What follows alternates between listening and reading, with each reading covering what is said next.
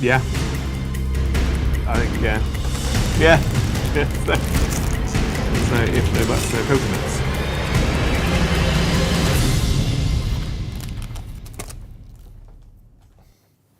Those seats are dangerous.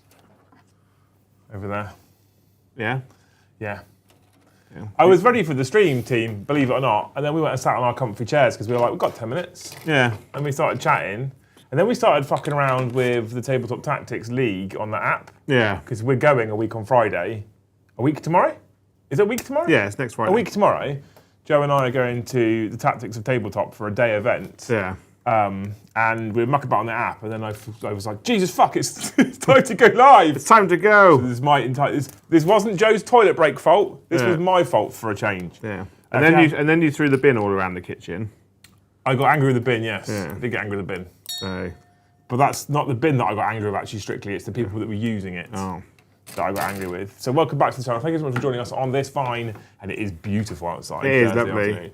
I turned up and Joe was sweating in his car. Yeah, I was on the phone to Dan, and I couldn't be bothered to walk upstairs. I was sat in the car, and we talk a lot, and I was slowly just cooking in the car, sweating. Yeah. Although I have noticed that we have a rat that lives in our car park. We do, yeah. I was watching him run about. Rizzo. Yeah. Yeah. Yeah, it's really, really nice. Just sweating a lot. I have noticed that I realised just before we started the stream, I've drunk 0 water today. Oh, that's going to Yeah, go well. my out and in ratio is off, you know? Your out ratio is always higher than your in ratio. Yeah. That's a fact.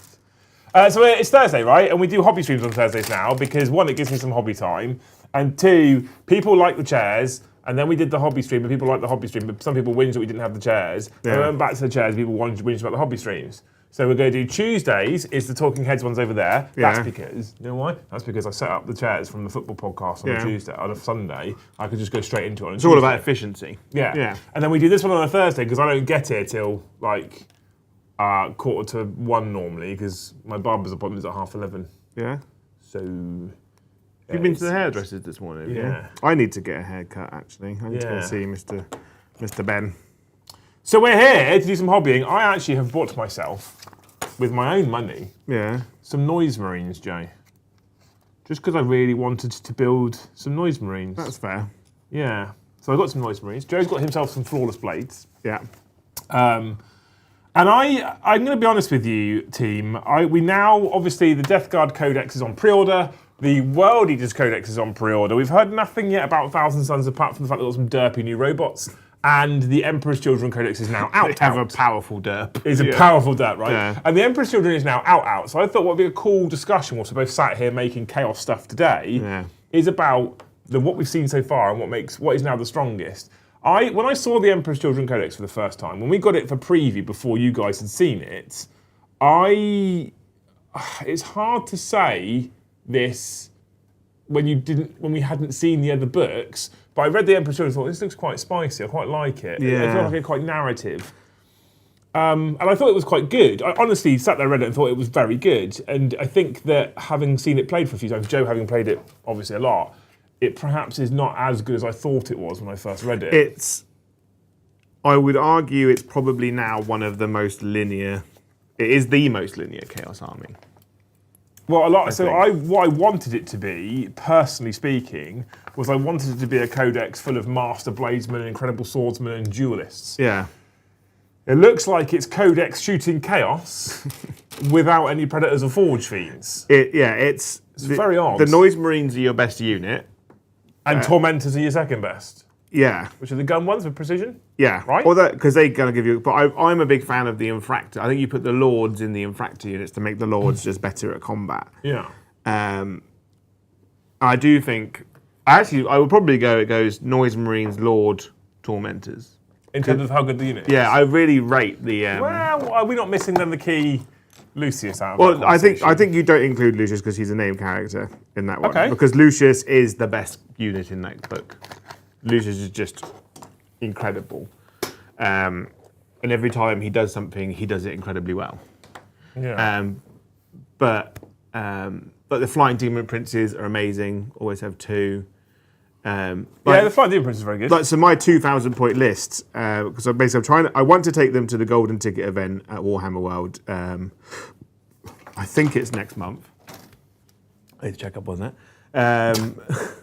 This month, and I want to take Emperor's Children, but you don't get much for 2,000 points. No. So my list is 2 Lucius, 2 Flying Demon Princes, 3 Lord Cacophonists, 2 units of Tormentors, 3 units of 6 Flawless Blades, 3 units of 6 Noise Marines.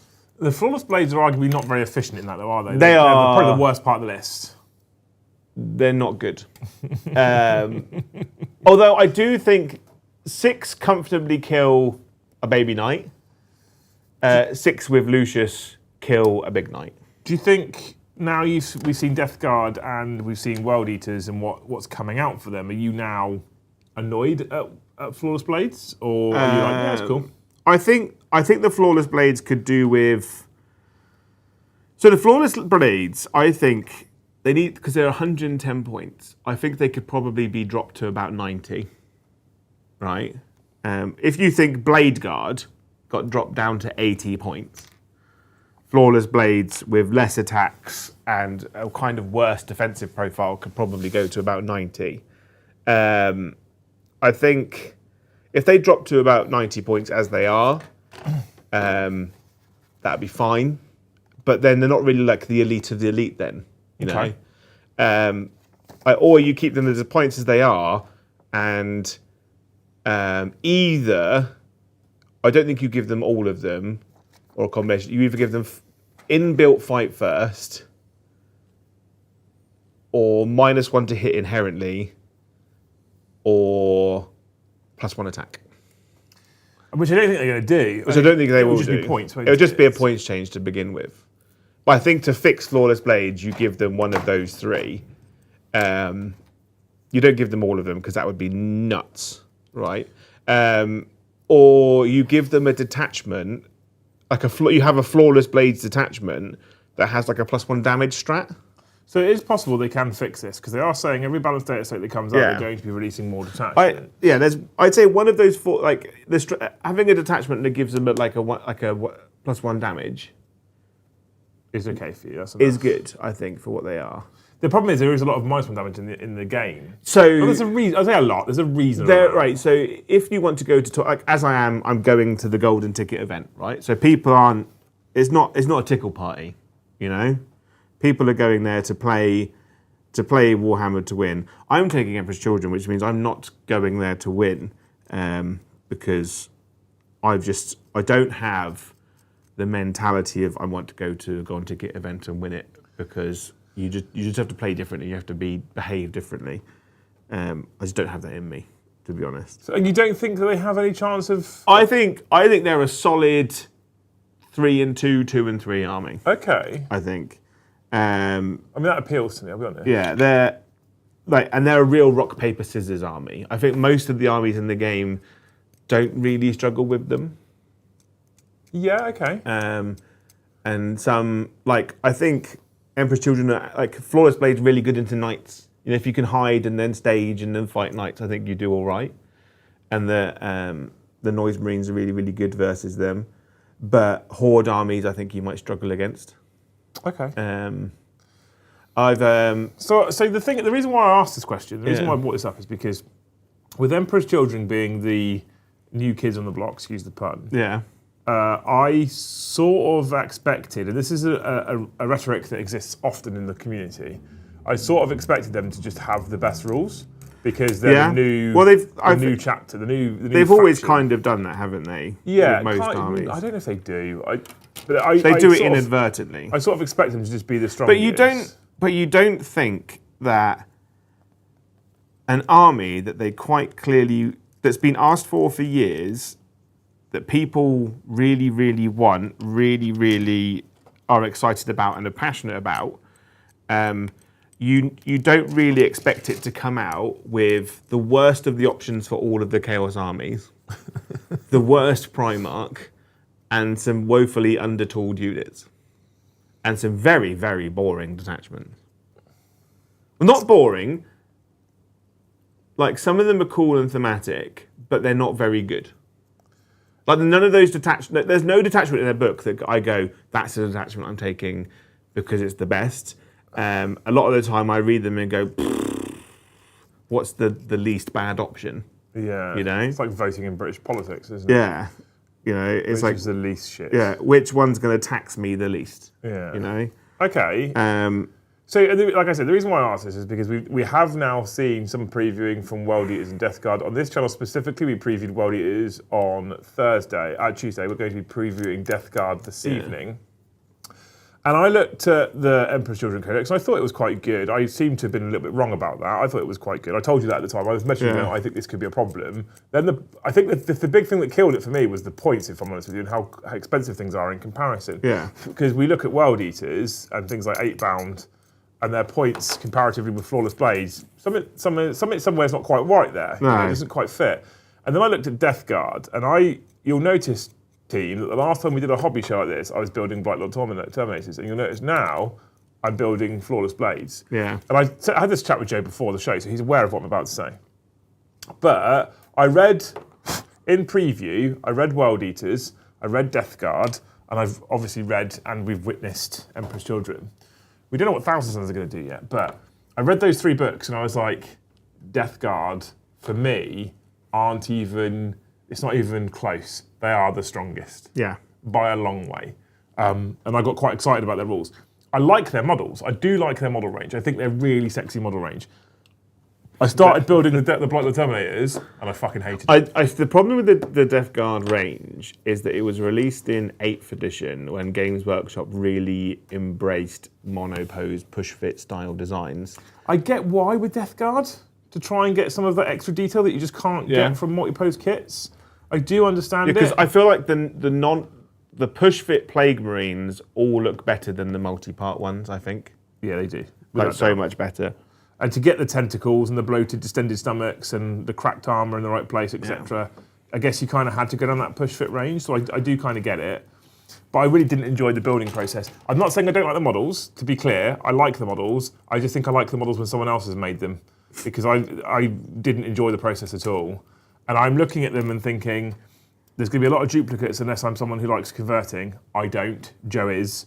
So I was like, you know what? In terms of who's playing on the channel, Joe's Emperor's Children, Tom's got World Eaters now, Paddy's got Thousand Sons. I don't mind being the Death Guard player. Yeah. But I knew very early on I wasn't going to enjoy building that army.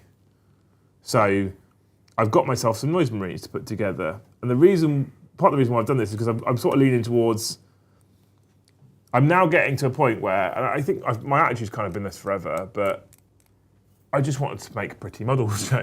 Yeah. I'm done with this rules nonsense, because so often I'm like, logically, Flawless Blaze will be one of the best units ever, and then Death Shroud and 8-bound piss all over them by a country. And I know Death Shroud Terminates are maybe not a fair comparison, and you know, and 8-bound are demon-infested dudes, maybe not a fair comparison.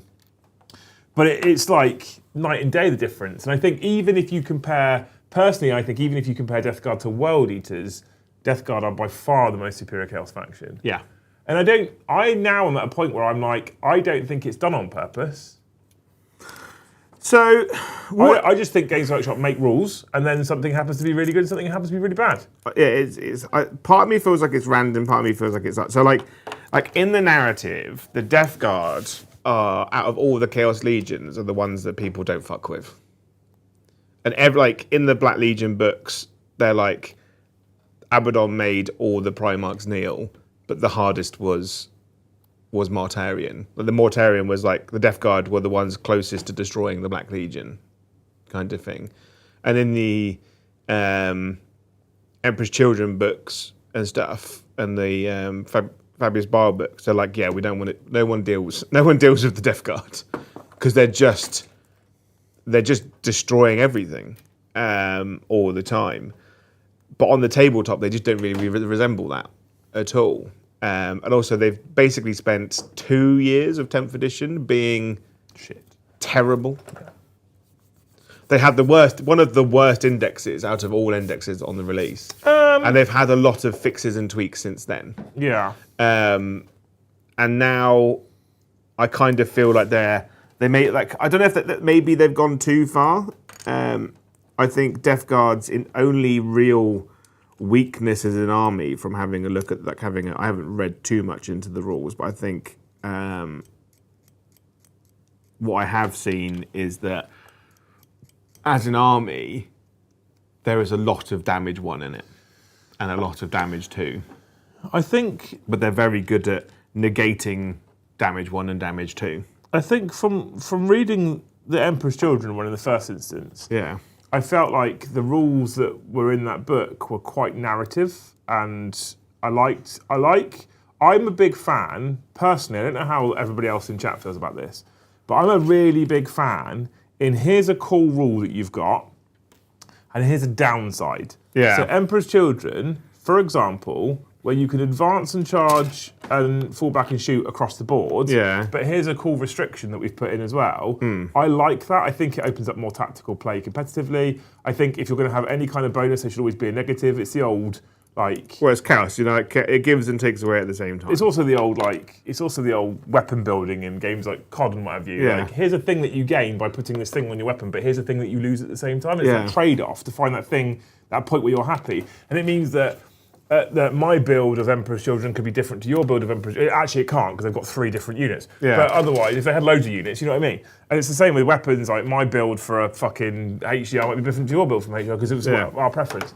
And then I looked at Death Guard. Also, by the way, horrifically narrative rules, like very narrative all the way across the board. Like a big fan of how they've written them. Yeah. And I'm like, but there's no downside? No. Everything's there's no just good? I think as an army, with Emperor's Children, and people might say I'm mental for this, I think how you fix them as an immediate quick fix, if you want to kind of make them viable without really changing much of the rules, is you change the army rule and you remove the strict restriction. Do you not think that makes them too good, though? No, because if you look at someone like... Because I play them. Because I play them, right, is that their shooting is not oppressive. They only have 3 units that can shoot, and that's 3 times Noise Marines, right?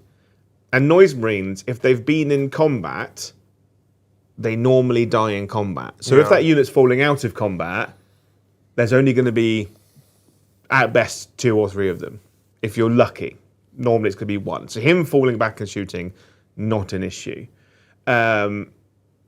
So it's only really the Flawless Blades. But the Flawless Blades, if your opponent doesn't have any defensive abilities, they can hurt them quite badly. But if your opponent has an invulnerable save, or a -1 to hit, or God forbid, -1 damage, you're fucked. Right? So, and then the problem is because you don't have many units in the army, when you fall back from that unit to go fight another one, you don't often have an opportunity to deal with the unit you've just left behind. Yeah, because you can't. Because you can't. And if you have 2 units of your own units that need to be able to, 2 Noise Marine units that need to move forward to be able to shoot at 1 unit, they both can't shoot at that 1 unit. They have to split fire at different stuff, which negates it. Whereas I think if they could do it, it makes those units worth their points.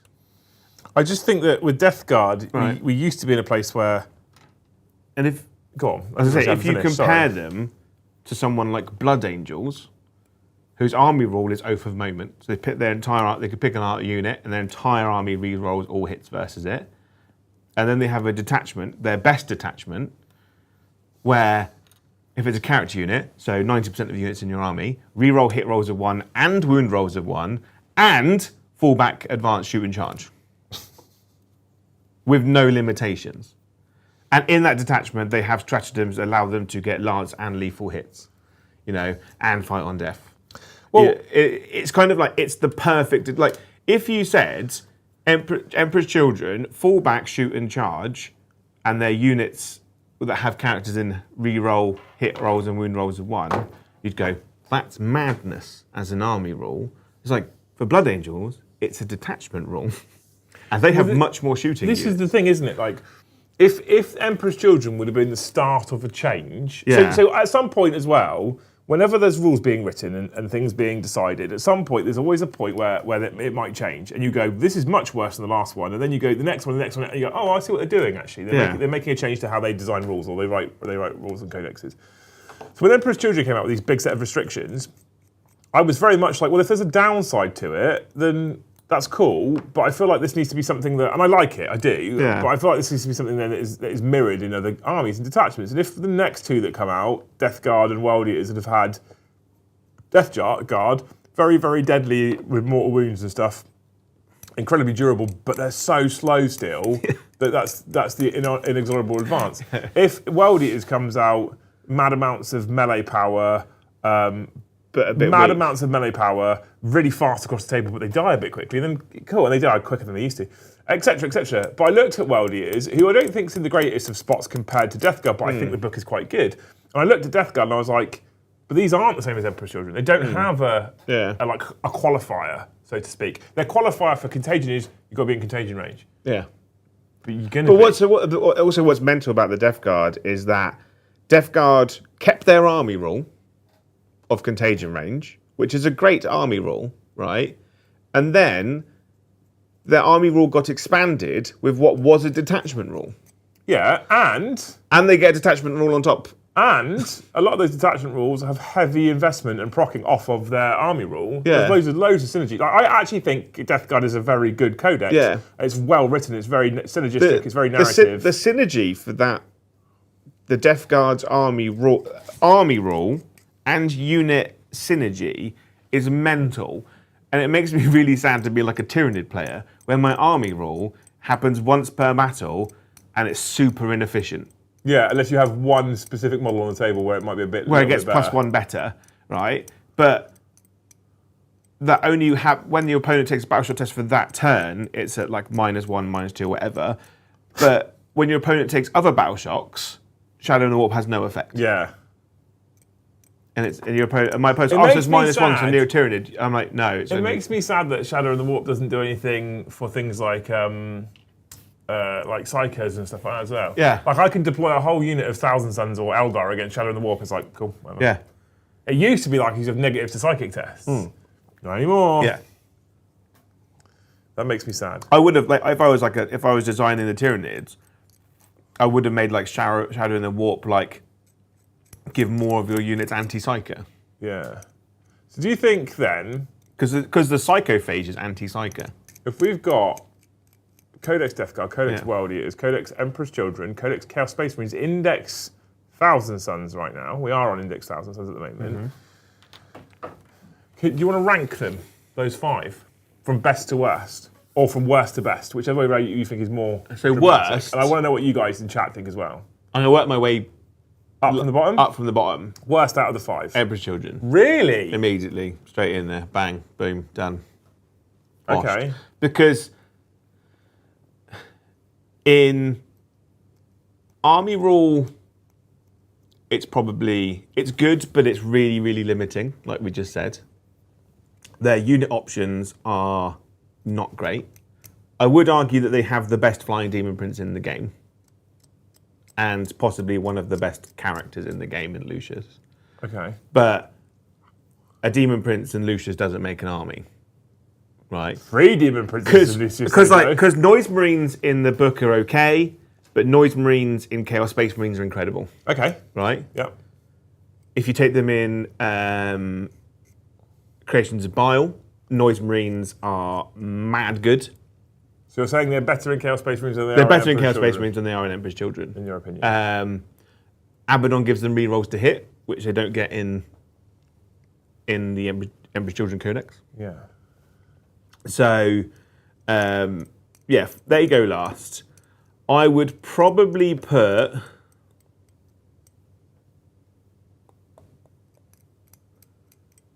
I want to put Thousand Suns next. Index Thousand Suns. Index Thousand Suns next. Just because their units are way too many points. And they're just a bit of a bite to play. And as Paddy tells me, it's always the Magnus show all the time. Yeah. If you don't bring Magnus, you're in trouble. But the moment Magnus dies, You're in trouble. you've basically lost the game. Right? But the reason I put them above Emperor's Children is because Magnus is just better than Fulgrim. Oh, that's exactly what I thought you were going to Fulgrim is just...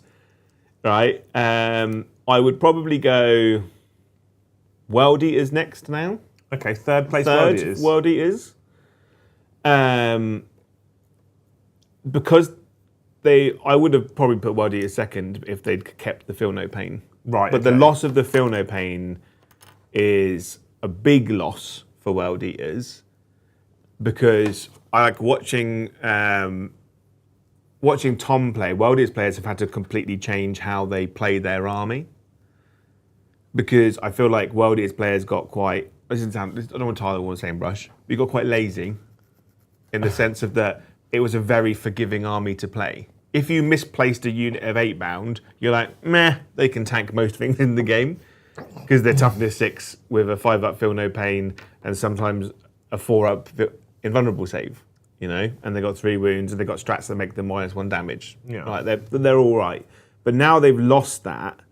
They're still very fast. They still have a massive damage output, but they've been brought down to the level of other Space Marines in the game. Let's face it as well, they're still tough to 6 with a 3-up, 5-up. Yeah, they're still tough. They're still really, really tough, but they're not as tough, right? And I think Berserkers are much better now than they were. They've got more versatility, but I think they look better because Berserkers look better because 8-bound came down.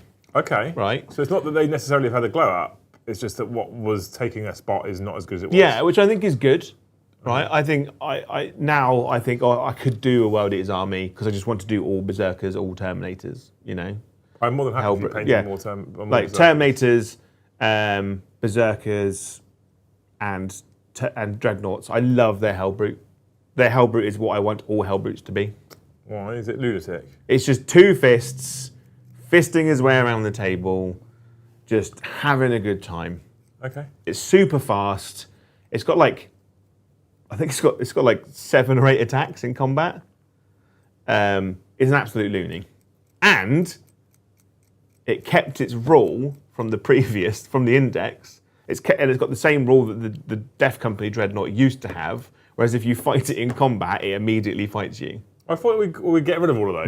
No, it's the only one that kept it. Oh my.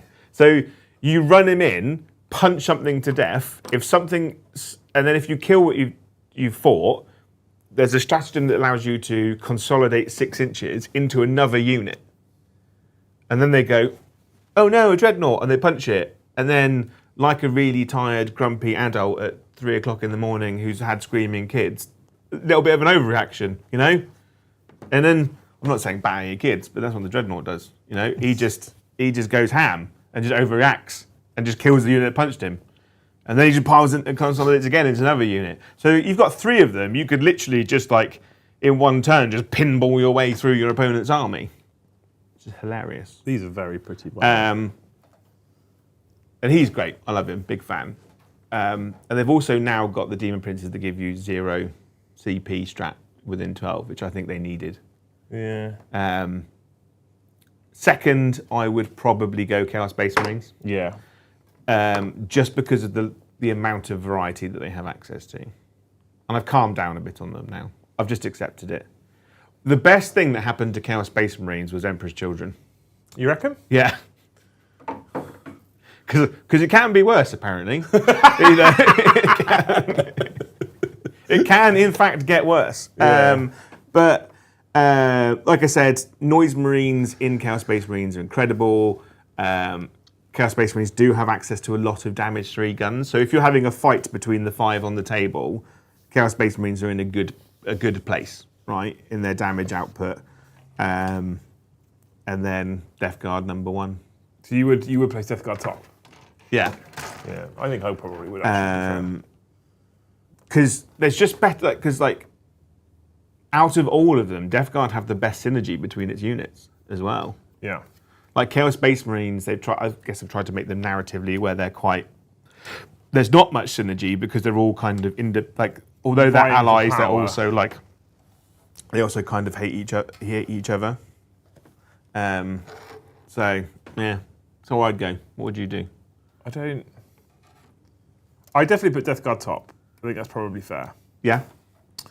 I struggle with second place between actually probably Chaos Space Marines and World Eaters. I don't think World Eaters is as bad as people are making out. and I've been watching some of the World Eaters. No, don't get me wrong. I still think they're really, really good. Yeah, I've been watching some of the World Eaters like Facebook pages with the fucking, oh my god, the sky is falling. I'm selling my army. This is ridiculous. I'm like, you're on crack. You need to start learning how the rules work. Yeah, they're not that bad. So they've lost a lot, but they're not that bad.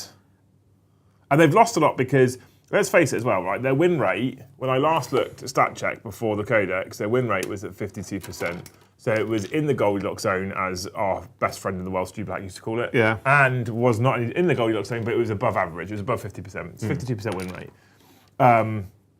The problem that I had with them in the past is they often came into the world where they were very rock, paper, scissors matchup. Yeah. I also feel like with the introduction of goremongers in the index, they were going to become a problem. Yeah. And when we got the introduction of goremongers, and I then read the codex, I went, okay, good, they're not so much of a problem. Yeah. Because goremongers in that list with advance and charge, so £8 everywhere.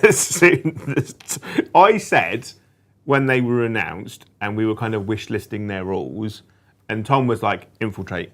And I was like, no. You cannot give them infiltrate because that's insane on the index rules. Oh, I'm fine with them having infiltrate. Now, fine. Now.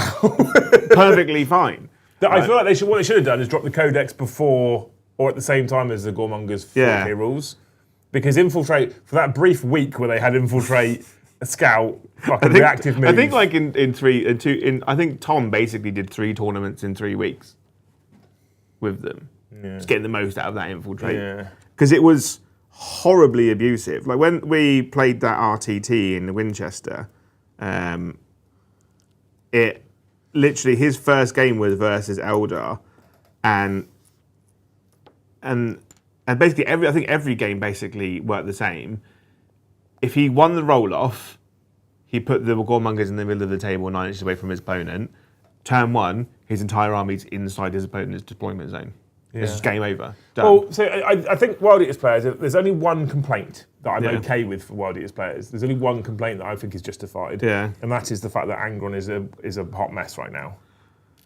He's been nerfed very hard. I think the quick fix on Angron is you remove the rule, his rule that stops you from getting the dark pack, or not dark packs, but the blessings. The blessings. Yeah. So at the moment he's in a place where if you bring him back on 666s, your army gets no other blessings at all. Yeah. And they didn't need that. That you either do that or you do he only comes back on half wounds. You didn't need to do both.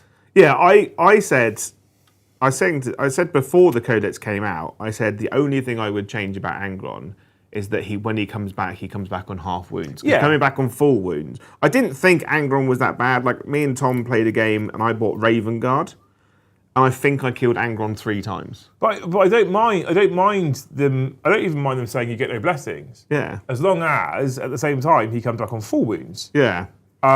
He was quite good before, but he wasn't a problem. And I actually think that the best version of World Eaters before the Codex came out was the Grotmus detachment, at which point you were better off not taking Angron anyway. Yeah, I wasn't happy with Angron coming back with 4 wounds as a rapid ingress either. I'm quite glad he doesn't rapid ingress anymore.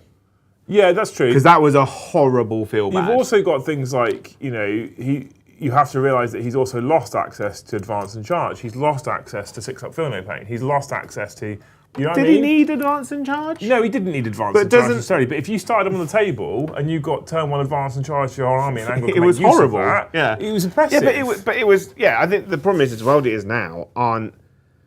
It's the people's World Eaters, not the World Eaters. World Eaters, it's the army that you want to play against. Well, I was of the impression that a lot of World Eaters fans are World Eaters fans because World Eaters are World Eaters, right? And it wasn't about necessarily being the best army in the world ever. Yeah. And I'm getting the impression a lot of people have pivoted to World Eaters because they've realised they can take fucking toppers 8 bound, advance and charge whole army, fucking fire forward and pin your opponent in their deployment zone in the first turn, fight in their deployment zone for the whole turn so they can't score any points, and go, look, I win. I'm like, that's a toxic playstyle. Yeah,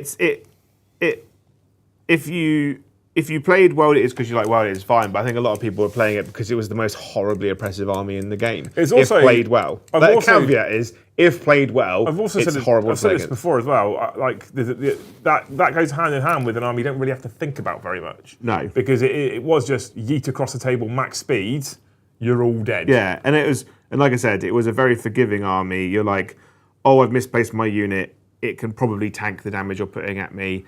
And then I can blood surge into your unit, so you can't shoot me anymore. And I actually think now World Eaters have got more options to play slightly differently. So I think that if you look at you've got the Berserker Warband as was the index attachment, which I now think is quite good, which we showcase on Tuesday. One of my favourite changes to the World Eaters is you can go to a 20-man unit of Berserkers. Yeah, because that's how they used to be.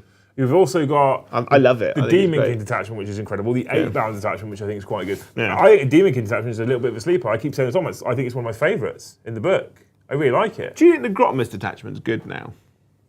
Vessels is less good now. Vessels. The reason why I thought Vessels was so good before was simply because you could guarantee advance and charge.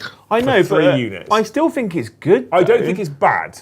To be clear, I don't think it's bad. I feel like you go lethal, sustained, death wounds. Or you go, cool, I could fight on death, lethal, and sustained. So being able to guarantee death wounds on 3 units is really nice. Yeah. I don't think it's bad. Yeah. To be clear, I think it's good. I just don't think it's as good as it was when you could just go 3 units. Do you pick the third one, or do you have to roll for it? No, you roll till you pick one. So what you used to do is you used to go, these 3 8-bound units, because it's champions, these 3 8-bound units are my vessels, they all get advance and charge, whole army's got +2 move and 6 up for no pain. Yeah. It's what you would do, typically. And then you go, here's my first wave, there's my second wave, etc. But like when you give the vessels unit the third perk, do you do it from the roll, or do you just pick one? Yep. You just pick one? Yep. It's good, still good. I still think it's really good. It is, 100%. I think the other thing as well is, the other thing Games Workshop do, which sometimes is great, sometimes is terrible, is they've done this thing where they've released 2 codexes at once. Yeah. And what happens, and will always happen, and we're avoiding doing it here on purpose, is you see this codex has just come out at the same time as this codex playing against each other on these battle reports. Yeah. So people make direct comparisons. So World Eaters players at the moment, being little bitches, are going, oh, Death Guard's stronger than us. So you can have a 20-man unit of Berserkers. Yep. With a Juggalo in it. Yep. Right. That move 10 inches. That move 10 inches. Through terrain in the as well. Berserker, I think you can, not in the Grotmus detachment, you can't advance and charge. So you move 10 inches, and you go, this unit has lethal, sustained, and dev wounds. Or you go maybe dev wounds, sustained, fight on death. But here's one of the things as well, right? Here's one of the things I'm trying to get through to fucking Tom's head. Okay? Yeah. Berserkers with a Juggernaut. Right, in this codex, move 10 inches. It's really good. Berserkers with no Juggernaut in the old codex, or with a Juggernaut in the old codex, in the index, move 6 inches. Yeah. Okay. So, what's the mathematical average on a single dice? A 3 or a 4. 3.5. Yeah. Right? So we round it up to 4. Okay. Yeah. So, if you had advance and charge in the old book, you take your 6-inch move Berserkers, you add your mathematical average, Joe, which is 4. What'd you get? 10. 10. What do they get now with the Juggernaut? 10. So they've got the same distance, they move the same speed. Yeah. They have a slightly smaller potential because they can't. They can't get a 6-inch. The problem is that World Eaters players currently they want to have their cake. They want to be move 10 with +2 move and advance and charge, despite the fact that they've already got +2 move. This is what I'm saying. Like if you put a Juggernaut in the unit, you now are averaging. You don't have to roll your advance anymore and maybe get a 1. Yeah. You're averaging a 4 on your advance roll. If you protect, you still have not advanced, and you can charge anyway. And so you also then don't even have to rely on rolling advance and charging your fucking blessings. You just move 10 inches, and you can do it with a 20-man unit and have fucking dev wounds. And hang on, I'm going to check the Grotmus. How are World Eaters players complaining about this? Vessels of Wrath. And they get better guns than fucking Emperor's Judge with the exception of Noise Marines. Because you can still get rapid firing forge. Because you can still make the Jugglord +1 AP, +1 damage. Yep. Which is mental good. Joe, World Eaters are good, trust me. World Eaters are good. And I was watching something on Art of War about them. World Eaters are good, trust me. And all these people going, I've seen the leaks, I'm going to sell my... I'm like, oh, all right, then sell your army, go play something else. Go play Tau or something. And you can still give the Demon Prince a move through wall ability. What we are going to do very quickly is we're going to shout out Mr. Kazarian. Yeah. Nick, who was here at the weekend, he messaged me after the weekend about how good the weekend was and how incredible the Thanes event was. Hint, hint, nudge, nudge if you're not a Thane already. What he's just done, Joe, in response to said weekend, is upgraded to Acer. Acer? He's an Acer now. Good grief, man. Good Lord, man! Yeah. You're insane. Thank you so much, Nick. Me and Joe love you. You can give those 20 Berserkers +1 strength and AP. Yeah. Mate, it's good. The book's good. It's really good. There's a lot of people out there who like playing Space Marine type armies, which would murder for fucking 20 power armored Marines in a single unit with one stratagem doing a load of work. 20 Berserkers fighting a monster or vehicle, re-rolling wounds with death. Well, it's death versus infantry, so it doesn't Death matter. versus But What detachment is that in? the Grotmus detachment. Yeah. Okay, yeah. Not forgetting though that if it's vessels and the Grotmus detachment, you can just go. I don't need to give them death when I'm going against monsters and vehicles. I just go lethals. Yeah.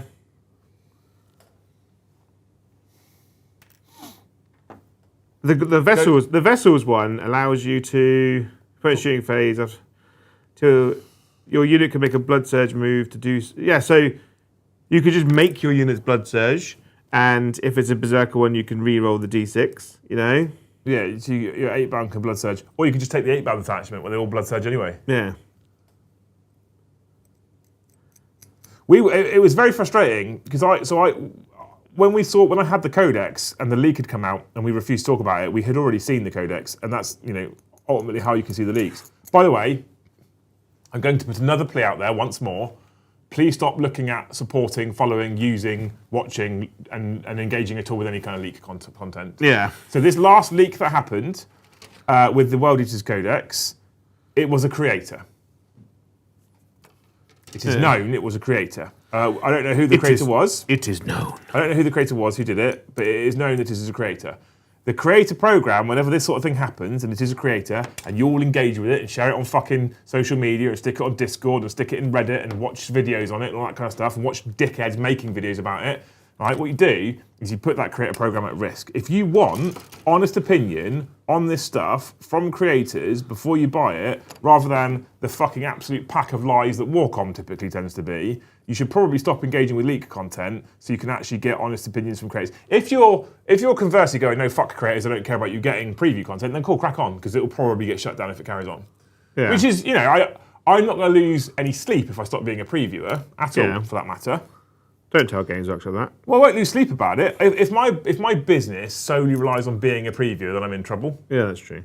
So I'd like to think that if I don't get preview content and we continue to make all the content we're making, the people that enjoy what we're doing and like what we're doing will continue to enjoy what we're doing and like what we're doing, Joe. Yeah. I would rather be a previewer, without doubt. I'd rather be part of that program. I constantly try and help Games Workshop find the leakers because it annoys me. I even sent a photo to Games Workshop. Of your penis. And of our codexes sealed after the leaks came out. Yeah. And Games Workshop said, we didn't think it was you for one moment. I was like, nope, but here is my sealed books to prove. I don't open them until literally the day that they're on preview now. So I can prove to them we didn't leak, because I'm so fucking... Yeah. I think for me, the preview program is I feel so privileged to be part of it. Yeah. I'm not fucking going to take the piss out of that. Also, APA 1271 also reminds that the Juglord gives you the 3-inch engagement range and a 6-inch pile-in. With 20-man Berserker units, Joe. It's good, isn't it? It's really good. This is what I'm saying. But just because you can't go, oops, all 8-bound in your face turn 1, doesn't mean it's a bad book. The thing is, though, I want, I'm the kind of, I want... I reach around. I hate 8-bound. It is known, it is written, right? It is said that I hate 8-bound. And now Games Workshop like, Joe, you don't like 8-bound? Have 100 Berserkers instead. Which is what you wanted. Which is what I wanted. It's what you asked for, So I'm like, yes. I'm here for it. Yeah. I could become a World Eaters player. If you want to pay, we've got half the studio army already out there. Yeah. I can get us more Berserkers. I've got us enough 8-bounds to do 18 of each. So we've got 25 here, which means that there's 5 in my house. Yeah. Somewhere in the ether. I've got a box of 10. I think I've got a box of 10 at home. No, you bought a box of 10 in. Oh, so that's the one. one And I was like, They're Joe's now. Yeah, off they go. So we just need 6 more boxes. Yeah. Well, we're currently on 45 members, Joe. So Yeah, we're a little bit off. But like even 40, I've got like Terminators at home, like that we could add to it. Like we need more Contemptor Dreadnoughts. I don't think you need more than 60 Berserkers for fun. I think like the hilarious dream is 80 in 4 units of 20. That's with eight. Oh no. no. You go Khan in 1 and 3 Juggalos. I think is the best way to do it. Yeah. Because you want Khan because Khan's cool. And he's still decent. And he gives the unit rerolls to hit as well, which I think is quite good. But they're a little bit slower. But what? Yeah, but still 8 inches though. Yeah, it's still 8. It's not a lot. It's not something I'm complaining about. And right? you can put them in a right way. You can't. Yeah, so I think, if you're being realistic, I think you go 1 unit of 20 and maybe like 3 or 4 units of 10. I talked myself into it. Top is Death Guard. Yeah. Second is World Eaters. Yeah. If I'm honest, because I looked at that book as a World Eaters player and as a melee player, and I saw a lot of loss. I saw losing advance and charge. I saw losing feel no pain. And I read through the detachment rules and went, the detachments are quite good. Yeah. I like the detachments a lot. The feel no pains and the advance and charge hurts a little bit. The +2 inch hurts a little bit. Then I went to the data sheets and I was like, oh wow. How many points are 10 Berserkers? 100? I think they're more than that actually. Let's read the book because the book doesn't lie. So I read that and I was like, I think this is a good book. And Art of War have also said there's good combinations in there and stuff, and I probably trust them more than most of them. I think 180 is right actually. 180 is what's 180 for 10. So what was 100? 100 was 5 before, wasn't it? Yeah. That's what I'm thinking of. So 100 is 360. No, 100 is 1,800 points. That gives you 200 points to play with. But I think you take 80, right? Yeah. How many points is Khan? I'm so excited about Berserkers. How many points is Khan? Where are you, Khan? He's in the K section. Khan of Betrayers, 85 points. What's the Lord of Juggernaut? Criminally, 110 points. So you could take Khan, Yeah. a Lord of Juggernaut, and then 100 Berserkers, and that's an army. Do you know who Khan is 15 points cheaper than? Marshall Trier. But you can take Khan, a Lord of Juggernaut, 100 Berserkers, and have 5 points to spare, and run that army. Yeah. I think cool as shit. And who's killing 100 Berserkers? And if you put them in the game? And the other thing as well is you put them in the fucking Berserker Warband detachment, they're all strength 6 with an extra attack as well. And you just spud them on every objective, and you're like big want to fight. You know? Like take this from me. Come at me, I've got dev wounds. Yeah. This codex has me excited. I've not been excited about World Eaters for a long time.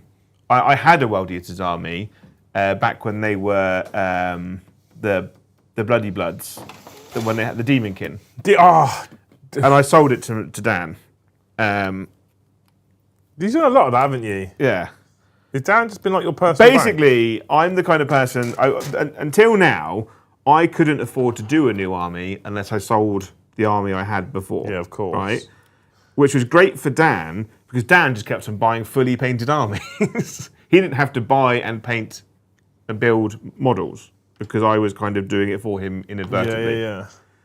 I mean, I think if you want to do more Berserkers, Joe, that is, as you well know, something I can fully get on board with. Yeah. I think adding more Berserkers is definitely something we should think about I doing. think 80 is the sweet spot. For now.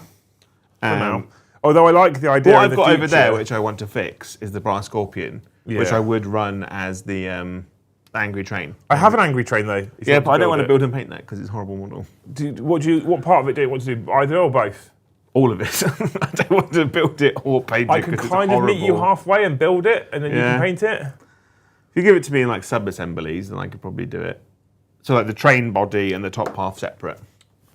I don't want to paint it all in one. You could just build it yourself then if you wanted to. Yeah. Do you know what I want? I've done 2 of the tracks. I want the Kaitan. I've done 2 of the tracks for you.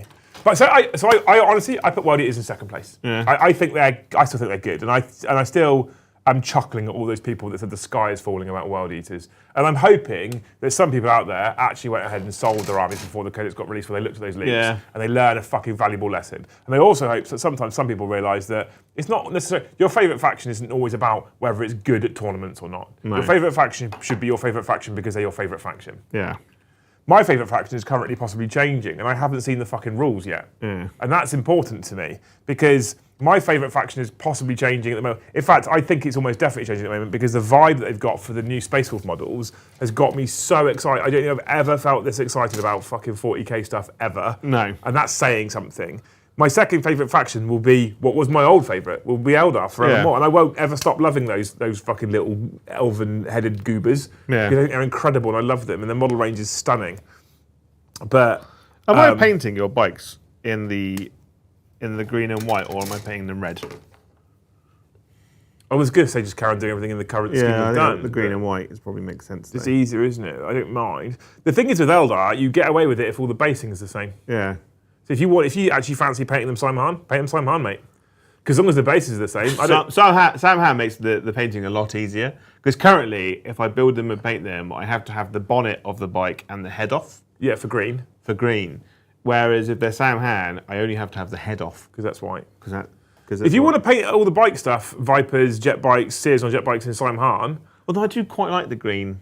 I don't care. I don't know. Joe, I don't mind. I'm giving you the freedom to do either or. I don't give a shit. I'll figure something out. Yeah. So yeah, World Eaters I would go second. I think they're incredible, and I'm laughing at all those people that have gone, I'm selling my army because they're unplayable now. They're not. And I think they'll find a sweet spot. Yeah. And if they are, the only thing I can see that may end up happening, and I genuinely think this may end up happening, is certain units, like 8-bound and Exalted 8-bound, may see a slight points decrease. I think they'll see a bit of a points drop. Not by a lot. Not by a lot. Because they're vastly more killable now. Yes. Right. But I think if they drop their points too much and you have horde amounts of them, they also then become a problem in themselves. I also see Angron taking a points drop as well. But I also don't see him taking a points drop without Fulgrim taking a points drop. Yeah. Or Mortarion takes a hike, but I think Angron and Fulgrim now, I think Mortarion goes up a bit. I think Angron and Fulgrim now need to be closer to 300 to be viable.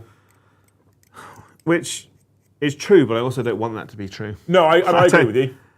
Because I was sat there and I was like, for less points than Fulgrim, you can take a Knight Despoil Rampager. Yeah. Which is mental.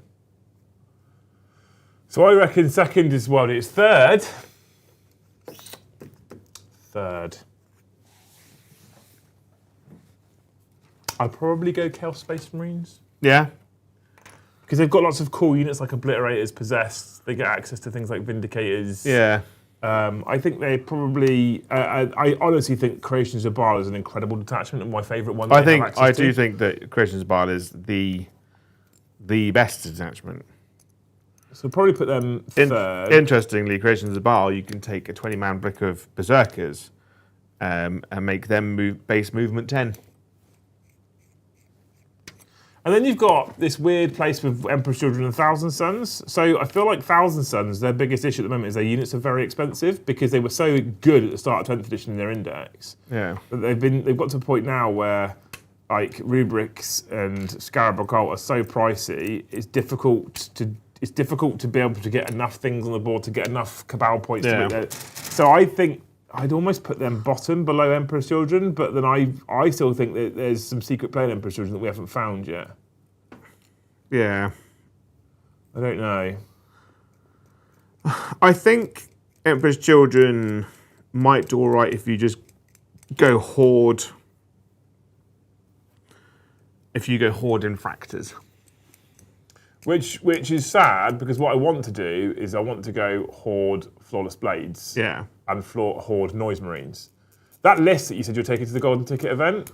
It's super cool. It's just 18 of the best units, of the two best units. It sounds incredible to me. That sounds like what I want Noise Marines to be. Yeah. And this is the thing, right? This is where with Chaos, and I kind of wish it was the same with Imperial factions. With Berserkers, the only unit I ever like to take that isn't a generic Chaos Space Marine unit is a Rhino. Yeah. I don't like taking Spawn, and I don't like taking... I'm glad they don't have cultists anymore. I don't like taking non-standard units. With Emperor's Children, the fact that you can go Tormentors... Yeah. The one thing that makes me sad, which I think you are right with what you're doing, but it makes me sad nonetheless, is that one of their best units is Flying Demon Princes. Yeah. So Demon Princes are very chaos, don't get me wrong, but they're not specifically Emperor's Children. No. Because they're access to every chaos faction, chaos faction. And I like to be a person who's like, I've got Emperor's Children, so my army list is Lord Exultants, Tormentors. All the Emperor's Children models. Yeah, right. And my World Eaters, well, that's Khan, and it's all 8-bound, and Berserkers, and Angron. And then if I was to do Death Guard, it'd be Mortarion, and Typhus, and Death Shroud, and Blightlord, and Plague Marines. That's how, and with I'm looking at the new models for Space Wolves now, and if by some fucking miracle they keep hold of things like Thunder Wolves and shit, I'm like, I don't care, because it looks like I'm going to be able to do all wolf models that aren't things like Thunder Wolves. Yeah. So if I can do, fucking God hope they keep 10-man Terminator units, and, and it remains that Emperor's Children are the only ones with 5s, if I can do 30... I don't understand where they're 5. If I can do... I'm so angry about this. Emperor's Children are the worst Terminators in the game. Fucking so bad. If I can do 30 Wolfguard Terminators with like axes and shields, and I can do 18 head takers with axes and shields, I can do a literal shield It's ball. like Emperor's Children, you get 5 of them for reasons. But they haven't changed their loadout, so they can't all just take fists. And they only get to reroll. Their fucking unit rule is reroll charges against the unit that you shoot, right? Like Chaos Space Marine ones just reroll all hits on a Dark Pact and get lethal wounds sustained. Ebb says, and I agree with this, I hate the new World Eater Spawn. Why do they have to make them so good? The new World Eater Spawn are insane. Bonkers. And then this is where I'm like, could you not just make the generic God-specific stuff just definitely something that you don't even have to make them better than everything that is otherwise like standard chaos. You don't have to make them better than Spawn. You just have to make your internal balance slightly better. I see World Eaters getting a bit of a points increase, not across the board, but like Spawn will go up. Spawn will go up. 100% Spawn will go up.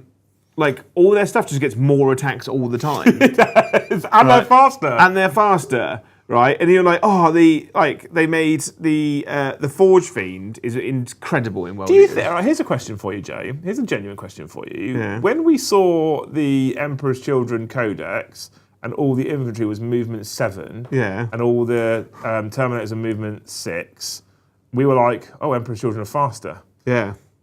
But now they've gone World Eaters movement 8 of their infantry, and the Terminators hilariously move 7. Which is, and can take 10 man units, just so you know, which is mad. Do you think the Emperor's Children is a impressive movement statistic for Space Marines, or do you think that's maybe that's just what infantry? Well, when they bought the Emperor's Children out, they were like their movement 7 because even during the Heresy, they were known for their fleet of foot. They were faster than everyone else. They were more impressive. Like they were all about firing maneuver, getting into the best places, and as masters, as the perfect warriors, they're just better and faster than everyone else. And then they're like, oh, Space Wolves movement 7.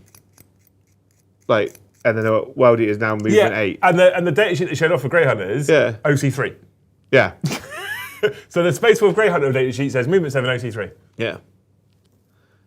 And I'm like... Grey Hunters have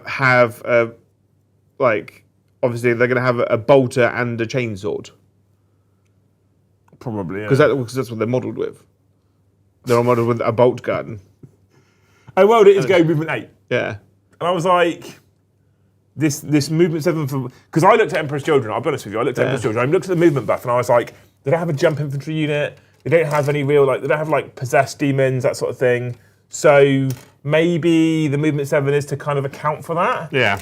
And we also had, in the past, we had 8-bound that were movement 9, and I was like, yeah, okay, so I get that this is where they're trying to help Emperor's Children with staging, moving terrain, etc. And then I saw the Grey Hunter data sheet, and I saw the World Eaters Codex, and I was like, and even Death Guard have got faster. Yeah, Death Guard have got... The slow drudging army is now a normal Space Marine movement. Yeah, Death Guard now moves the same speed as basic infantry for fucking Blood Angels. Yeah. Which, do you think though, if you think about this, so if you think about the change to Death Guard, the change to Warriors, the change to Emperor's Children, what they've showcased with Space Wolves, do you think they should go, here's a generic change now for Space Marines in general? Yeah, all Space... Just make all Space Marines movement 7. Do you reckon? Yeah. Why does a Space Marine move the same speed as an Imperial Guardsman? Yeah, I've always said that though. Yeah. If either Guard go down to 5 or Space Marines go up to 7. Yeah. I've always said that, mate. I completely agree with that one. And if they're keeping Guard at 6, you have to move Space Marines up far. The genetically enhanced super soldiers just... But then are you then comfortable, and I have an opinion on this, before I say my opinion, I'm going to ask you. Yeah. Are you then comfortable with Drakari and Eldari still being movement 7, with Space Marines being movement 7? Yeah, I think they should, yeah. Yeah? Or would you move, if they go up to movement 8? No, I don't think they should. Yeah, I think movement 7 is probably fine. I think movement 7, because if you think about it, right, so an Eldar being movement 7 means they're faster than a human, which they absolutely should be. They should be faster than a human. I think that an Eldar which is 6 to 7 foot tall, being as fast as a super soldier that's 8 foot tall is fine. Like, I don't think that's a problem. I think that keeping Banshees at like 8 is okay, but I think if you then put Eldar to 8, you start this movement speed race, which may have been okay on 6x4 tables, but it's not quite so fine on 44x60s. Yeah. The Forge World Ruinstorm Brutes. I'm trying to look for a spawn unit for Emperor's Children, because Emperor's Children, I refuse to take spawn. That's my... I hate spawn. I'm going to slowly, and I say slowly, I was going to do it a little bit quicker.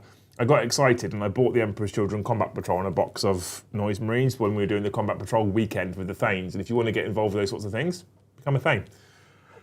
Also, we're on 45 new members right now, teams. If you want if you want to support the channel, if you want to support the content we do here, we're about to jump into chat. If you want to support everything we're doing, if you want to continue to pay mine and Joe's wages, plus all the rent, gas, electric bills on this place, business rates, insurance, and all those fancy things that we have to pay.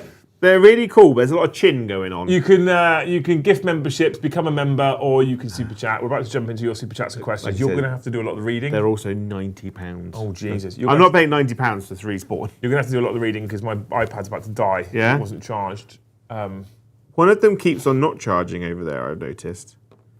Well, I suppose we do turn the electric Well, one off. of them that wasn't charging over there, I found that the plug to the charger wasn't plugged in properly. Oh, I mean, that'll do it. Yeah, I plugged it in the other day on Tuesday. Let me finish building this one guy. Hey, it's that one guy. So the best way to support us actually at the moment is Gifteds. Actually, Gifteds make up 83, I think memberships make up 83% of our revenue, which is a lot, and I appreciate you all for that. Of that 83%, something like 70% of them, 65 to 70% of them, of that 83 are gifted memberships. Gifteds are incredible because it means that you give someone else the opportunity to come in, get involved, have a look in Discord, have a poke around, see what the Great Hall's all about, which is amazing. Also, the super chats and gifters means that you've probably noticed, especially if you're watching this on demand right now, we do not go ham on adverts. We barely use them at all, including ad readouts, like super cringe ones that people do that they've been paid to do. Fucking hate them. Don't like ads. Don't like them at all. Yeah. So instead of us showing you ads and getting sponsored content, gifted memberships and super chats support us from doing that, which means that when the video becomes on demand, we do pre-roll and post-roll. We put no ads in the middle of the video. So when you're watching on demand at home, and you can super thanks if you're watching on demand at home, but when you're watching on demand at home, you will not get an ad break in the middle of a video, even if you're not a YouTube Premium user. We do that on purpose. So. Yeah, I did get a bit excited in the Thanes Combat Patrol weekend. I got very excited about the Emperor's Children Combat Patrol because I think the Combat Patrol for Emperor's Children is excellent. It's amazing. I think the Combat Patrol for all 3, World Eaters, Death Guard, and Emperor's Children, have one gripe. Are all really, really good. I have one gripe. What's that? The Rhino. Yeah, that's fair. I don't like a generic Chaos Rhino in there.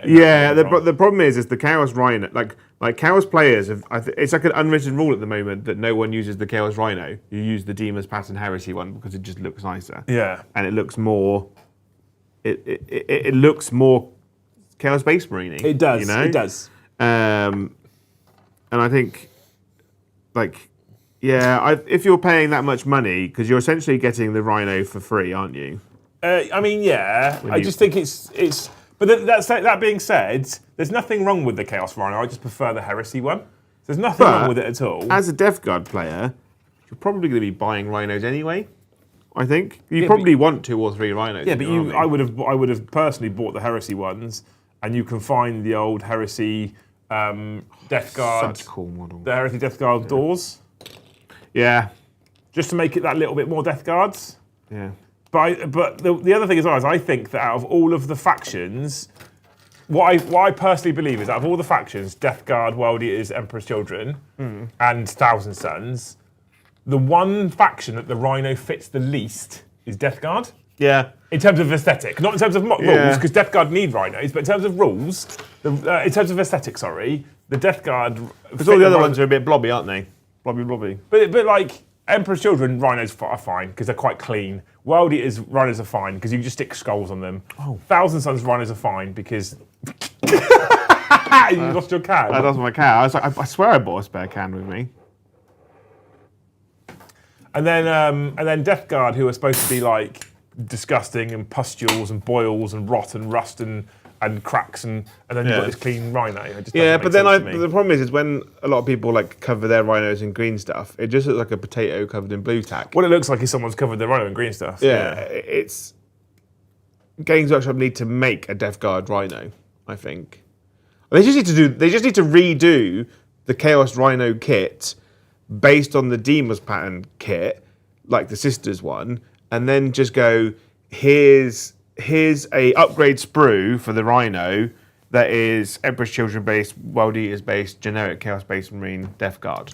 Why different? Why do Sisters get such a sexy Rhino and everybody else's is just plain? No one else got the new one. It just doesn't make sense, does it? They get the nicest Rhino in the world. Yeah. I don't understand. I don't understand.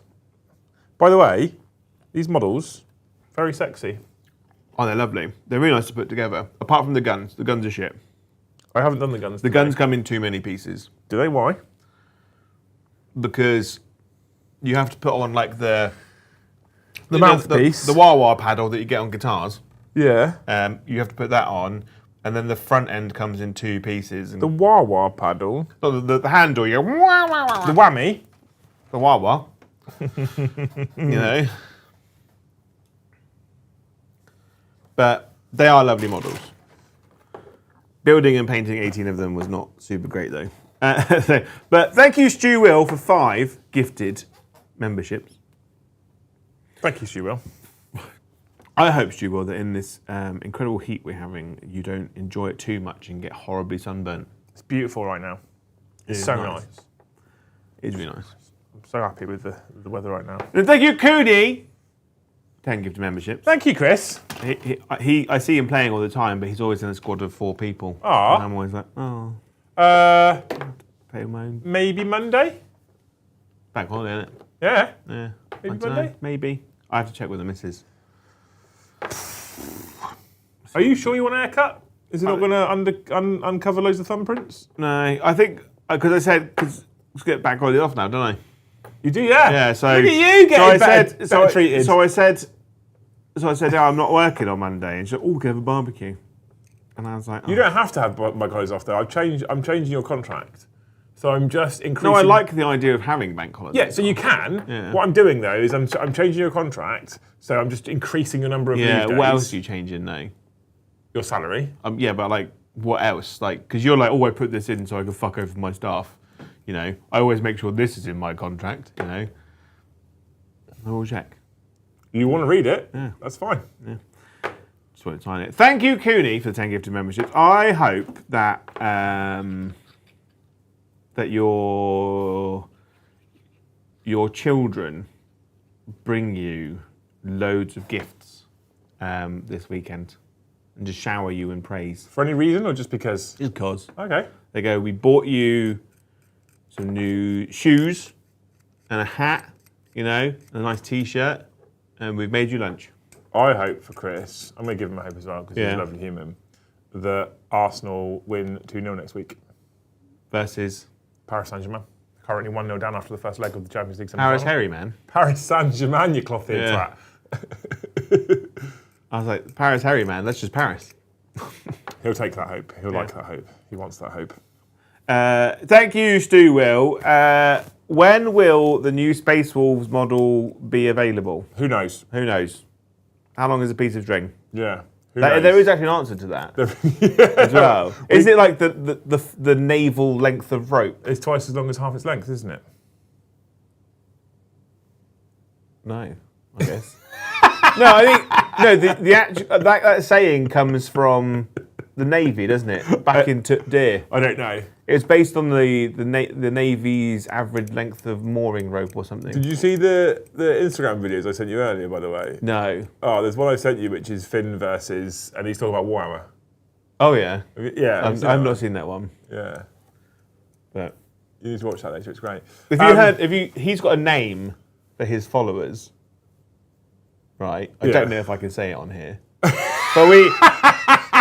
but we need to like come up with a name for like the followers of our channel. Yeah. Yeah. Raiders. Arse Raiders. No, I was thinking like, don't know if I can say it. Probably not then. You know what like, because your name's Liam, Yeah. right? And I thought, like the outfit that I don't have a dump button right like, now, so please be careful. an item of clothing that a ballet person wears. A tutu. No. The Leotard. that one, yeah. Put them in.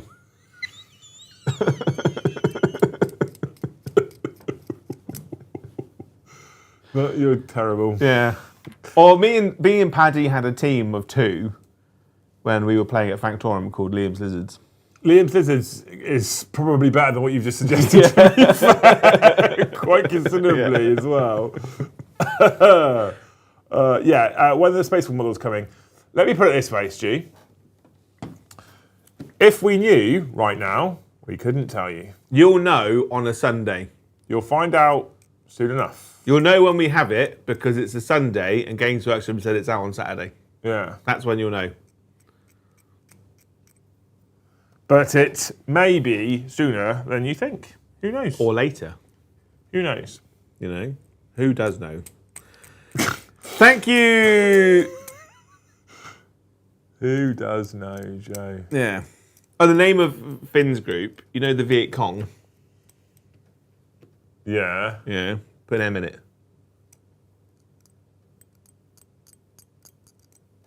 Drop the K. It's a great name. I figured that out, Joe. I didn't need you to go that step further. But I haven't said it. Thank you for mansplaining to me. Yeah. Thank you, Brandon Lagasse. Mr. Lagasse. For 5 gifted membership. Legend. I hope that they open a Morrison's near you with a nice, freshly supplied salad bar, right? With all the tasty things. I love a Morrison's salad bar. I think Brandon great. is America bound and probably doesn't have Morrison's. Oh. I hope they open a Morrison's in America. It's great. It's just a farm food shop, basically, for the middle class people, really. We shop at Morrison's. I know. I wouldn't consider myself middle class. Are you upper class? No. Working class? Probably. Yeah. Homeless class? Not quite. Never that far away though, Joe. Yeah. One bad paycheck away from one bad month on YouTube. From fridge box class, Yeah. I hope, Brandon, then that America doesn't turn into a purge country, a purge state. You Purge worry me planet. sometimes. Why? Because I'm just, I was watching Rick and Morty last night. And it's Were the you? episode with the purge planet. Right. It's great. Okay. I feel like often we need context from you, Joe. Yeah. Have you seen the film The Purge? No. I've seen the first one. Basically, right, in a way to cultivate peace in society, one night a year, all bets are off. There are no laws. I'd like You can that. do whatever you want for, I think it's like a 12-hour period, right? You do whatever you want for 12 hours and you will not be molested. you could do that if you want to. because it's not a crime in that 12 hours. Right. Right. It's made so basically everyone just gets out their system for a solid 12 hours. Right. Right. All the murders, all the crimes, and then after that, back to normal. Do you feel like that's something you have in your system, Joe? Is this something I should be worried about? Everyone gets it out of their system. Do you feel like you've got a murder in your system somewhere? I think there are. I think you know what days I'm having when I'm like when sometimes I have to be a bit bitchy for a solid 20 minutes, half an hour. When you turn up? One every couple of weeks. Yeah. You know, like every once in a while, I woke up, I'm slightly annoyed. Yeah. I'm going to be a bitch for half an hour, and then I'll stop. Yeah. But yeah. Okay. They made 3 films out of The Purge, though. Good run. It was like Final Destination for sociopaths, I guess. Yeah. Yeah. Chat, we're on 46 members right now. Thank you, Knox. Knox. You should put an R in there. Knox. Yeah. That doesn't get said anymore. That died out, wasn't it? It's one of those phrases that There's went a few away. words that died out, Joe. Some of them probably should stay dead. Yeah, but Knox is just boobs, isn't it? I mean, yes. Yeah. It is. When did that stop being cool? Thank you for your 5 gifted memberships. I hope that you have every day Everyday strong. an ice cream van parks outside your house, that'd but annoy no children go to it. Right, okay, it got Yeah. better. I was about to be like, that would annoy the fuck out of me, and then you saved it at the It's end. just you go out there, you buy your cornetto. I think if you go to an ice cream van and you don't get a Mr. Whippy, I think you failed. I'm inclined honestly. to agree. Because you could buy cornettos anywhere. Yeah. Some shops do have the Mr. Whippy machine where you put like the little, it was essentially a mortar round into it, like a shell, and then you do it yourself. Should we get a Mr. Whipping machine for Hobby House? Yes. I think. Am I allowed to charge you per ice cream? No. I just lie under it. Yeah, With my I mouth thought you open. Yeah. Yeah. Joe seems like the petty crime kind of guy. Are you a petty crime kind of guy? Yeah, I think so. Like, my problem is I'm not an outwardly aggressive or angry person. Normally, On the whole. on the whole, Yeah, for the most part. minor things piss me off. Not Like- big things. Like Eddie. Just really annoying. Like, I'm like, that's annoying, isn't it? Like Eddie. Yeah, just some things just trigger me and it just bugs me. I'm the kind of person that like, it's already fucked me off. I haven't done it, but if it was a purge, if we were at a purge night, I would go and like glue everyone's letterbox shut. Chat. Yeah. Here's a thing for colourful postcards, right? If there was a purge night, as Joe has described, what is the one thing you would do? Postcards go. What petty crime would you do during purge time? Yeah. Let's keep it a little bit. Yeah. Let's go for petty crimes. Yeah. Like if you posted something to someone during purge time, when it arrived, would it still be a crime? What are you sending them? Like if you pooed in a box and sent it to them. Well, If how you long could is prove purge- it, how long is 12 purge night? hours. So is it going to get shipped? It's in 12 overnight. hours? It's overnight. So it starts at like 8 o'clock at night, stops at 8 o'clock in the No, morning. I don't think it would happen. You'd have to literally hand post it through the letterbox, Joe. Yeah. I think like You'd have to think this through. You'd have to get like an every delivery uniform before, I think from the films a lot of people plan what they're gonna do. and then you'd shit in a box, and you'd have to deliver it yourself. Yeah. I don't want to see it not on postcards, chat. I'm not reading it if it's not on postcards. Yeah. If a new month now, we've gone back to 0. We're starting again. Thank you, Anthony. It says jank list over all I love filling my e-kids with demons. I beg your pardon? He loves what? Jank list overall, I love filling my e-kids with demons. Is that... I think it's he likes the demon detachment. I think that's Right, okay. So this isn't a confession. Yeah. Okay, I'm glad. Yeah. I thought he'd got ahead of that purge question. Yeah. He's got a head, yeah. You don't like that demon detachment, do you? It's really annoying. It's really badly done. I feel very sad for you as a person who has recently started to really enjoy demons and like what demons can do, to then discover last week that actually the only way you can take them is in that singular detachment. Yeah. Because like the army rule is you get sustained hits if you're within 6 inches of another unit. But there's a detachment in that book where you just get sustained hits. Yeah, it's not very well thought out. And it's like, and if you already have sustained hits, you do it on 5s. So the only units that get it is a unit that has a Lord Cacophonist in it, Fulgrim, and Shalaxi Hellbane with shooting. And that's it. And two of the strats only really proc for demonettes, and demonettes are god awful. Are they god awful in the index now? They're the same in the index as they are in that book, Yeah.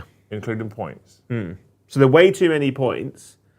They move fast, and they have 3 attacks in combat, like strength 4 -1 damage, but with dev wounds.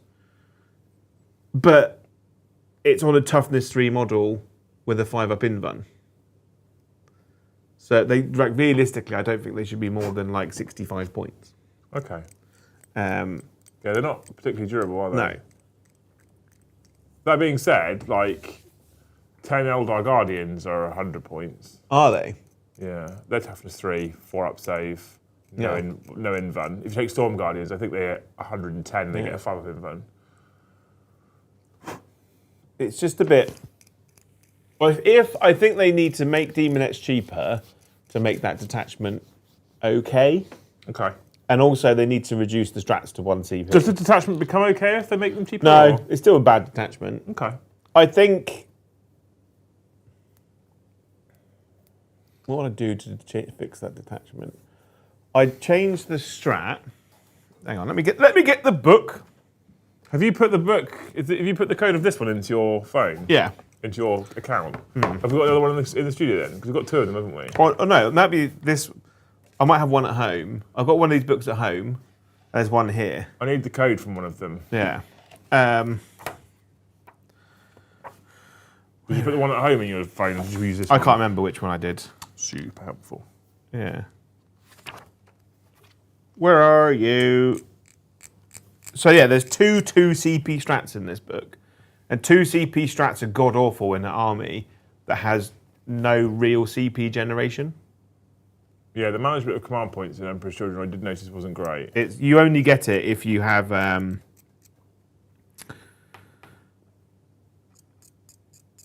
you only get it if you have a tormentor or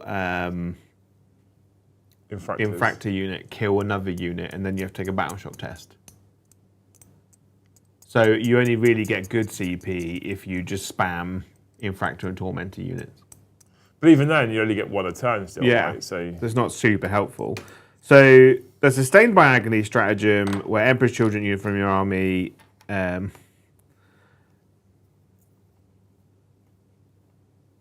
It's 1 CP. Yeah. You have to have a demon unit within 6 inches of an Emperor's Children unit, Right. and that demon unit regains 3 wounds.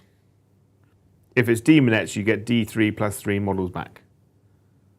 So it's a stratagem that targets an Emperor's Children unit that affects a demon unit. Right. That's odd. Yeah. Okay. It's not the worst. It's not the worst, but just be 1 CP, allow a Demons of Excess unit to regen 3 wounds. Oh, is it 2 CP? It's 1 CP, but cut out the target an Emperor's Children unit rule, because it's terrible. The Ecstatic Slaughter one, fight phase after a Legions of Excess unit from your army destroys an enemy unit, that Legions of Excess unit and 1 Emperor's Children unit within 6 inches of it, that's not within engagement range of 1 or more enemy units, that your Emperor's Children unit can declare a charge. So a demon unit has to kill an enemy unit, and then an Emperor's Children unit that's within 6 inches of that unit can then charge. Okay. Yeah, okay. If it hasn't fought, it gets to fight. If it's already fought, it can't fight. Okay. But the 2 CP ones are the bad ones, right? Fight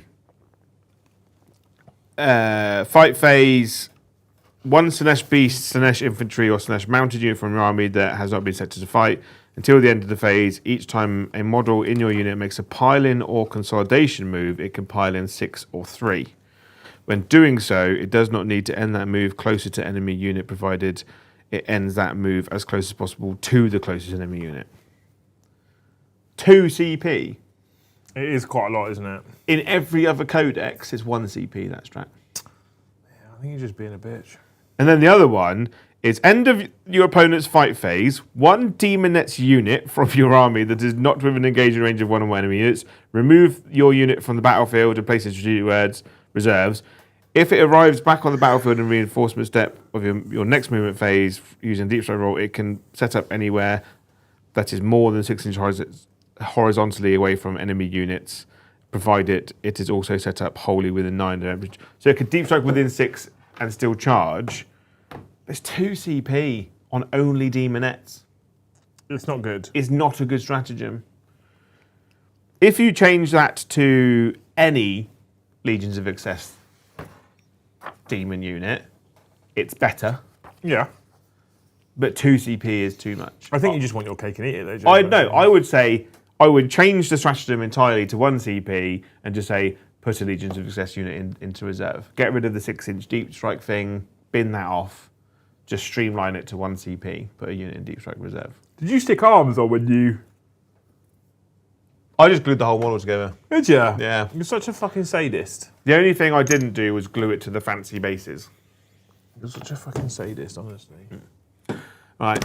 Thank you, Limey Panda. A part of me feels like this is the first codex that either A, is fully the new team, or B, is being built for 11th edition. Lots of abilities. It feels quite internally balanced, more PPM. Which codex? I feel Emperor's Children, maybe? I don't know. I don't know. Dan, which one are you talking about? Which one, Limey Panda? Which one are you talking about? Because the weird thing is, if it's the Emperor's Children one, it came out first, so all the codex should be should have been the same. Yeah. The Emperor's Children one wouldn't be so bad. Well, if it was written first, though, we don't know that, do we? I think the Emperor's Children book wouldn't be as bad if they took away Predators, Vindicators, and Defilers from World Eaters and Death Guard. You must have used the other code because that's just worked. He said he's referring to Death Guard. Ah.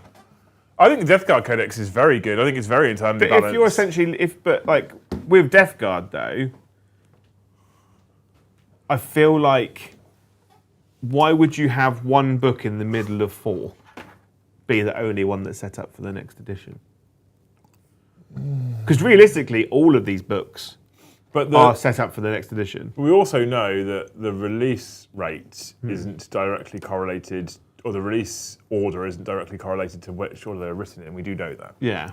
Having been playtesters in the past. And I think, because we're like, I was sort of down about this, so 11th edition will probably get announced April next year at Adepticon for a summer release. Yeah. So we're 11 months from 11th edition. Oh. Now. 11. Isn't that exciting? And so there's not much left to go. So any book that comes out now essentially has to be ready for that. It's a bit cold in here, isn't it? It's got a bit more chilly, isn't it? Yeah. I want a Mars bar. Thank you, Limey Panda, for 5 gifted membership. Thank you, Dan.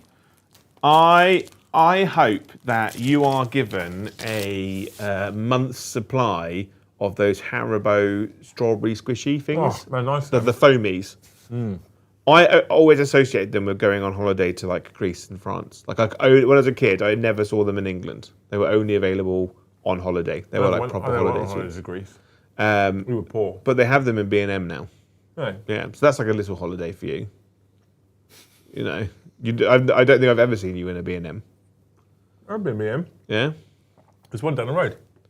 We were in there for really useful boxes. I wasn't with you. I'm sure it was you. I'm sure it was you. No. No. No. You went somewhere without me. We can go get some after this. Yeah. Because you want more really useful boxes, don't you? The 18-litre ones are the goats. We can go get some The more only after annoying thing this. about the 18-litre one, though, is that you can't fit two side by side on our shelves in there. So we need the 9-litre ones, ideally. I don't know what they have, but I just know they had loads of them. Yeah. They have got lots at the moment, yeah. Yeah. Thank you, Ian Russ. I would put World Eaters at number...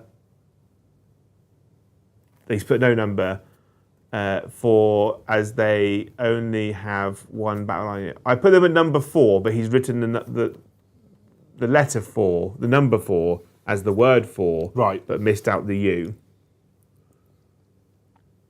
There's only I one. don't feel like we should criticise people on spelling, Joe. Yeah. So you put it number 4, but isn't Lehman Russ a big World Eaters player? Yeah. I thought he was Mr. Land Raider and Yes. Berserkers. I don't think having one battle line unit, especially when they're berserkers, makes them bad though. No. Because realistically, like... Death what- Guard have already got one battle line now. Yeah. Because Poxwalkers aren't battle Emperor's line anymore. Children have 2. but Poxwalkers are only battle line in a detachment. yeah. Emperor's Children, they do have Tormentors and Infractors, but basically they're the same. One melee, one shooty. Otherwise they're basically... They're still, it's not like you've got like a cheap 50.1 and then a 100. No. You know, That's what Emperor's Children is missing. Is a cheap I would codex bet a unit. pound to a pinch of shit that with what we've seen in these codexes, that Thousand Sons will just have rubrics as battle line. Yeah. But that thing is, like, that's the core... That's historically always been the core unit of that army. Yeah. You know? I'm kind of happy. I actually quite like the fact that there's a caveat to this. I'll say what I'm going to say first, and I'll add the caveat. I'm very happy that the cult troops have become the only battle line choice. Yeah. I quite like that, and I like the fact that if battle line is going to be an important Same thing, time, it's like Noise Marines, what aren't they? well, that's where my caveat is. Yeah. Like I get Noise Marines not being battle line because allowing 6 units of what they are now would be Yeah. mental. But I'm also sad they're not battle line, and we've had to invent this new Tormentors Infractors nonsense to be battle line. Because they're not the Yeah. core troops. The core troops have always been Plague Marines, Berserkers, Noise Marines, But and Rubric the Marines. Noise Marines have always been shit.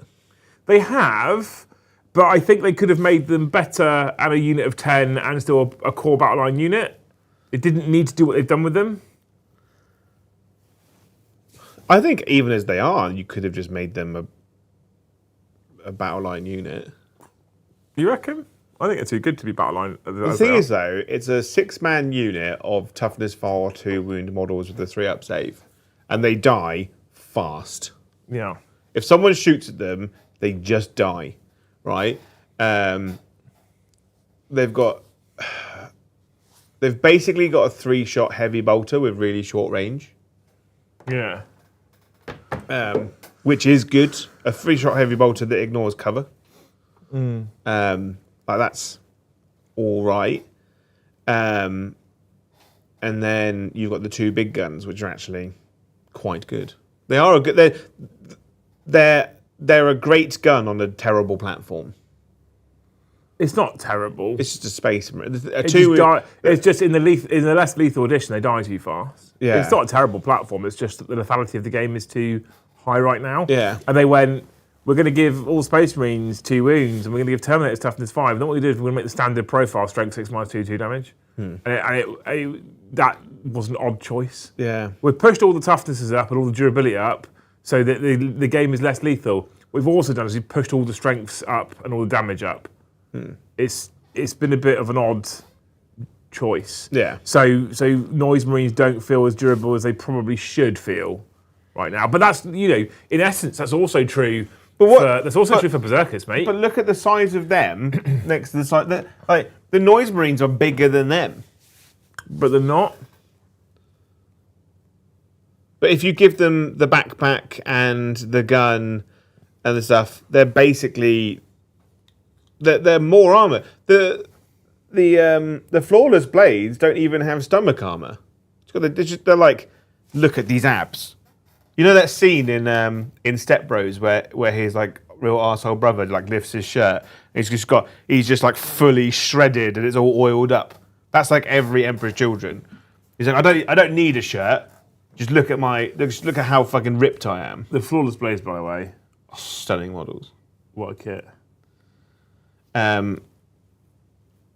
What a kit. Yeah, They're so nice. They're just really nice. I just wish there was a more generic head in there, like a helmeted head in there. You like generic head? Yeah. We're on 47 members, chat! I believe in you. Yeah, I feel like Noise Marines could probably go up to 3 wounds. I wouldn't mind if they went up to like 140 points and had 3 wounds. What toughness are they? 5. Yeah, I just So feel they'd be like everything else. I just feel like toughness 5, 2 wounds with a 3-up save should be more durable. Yeah. Flawless blades aren't possessed. Someone sponsor said they're not possessed. They're just really good swordsmen. Are they possessed? What's the narrative? Let me go have a look. They've all had like loads and loads of work done on them. They're basically Mickey Rourke's mum. Yeah.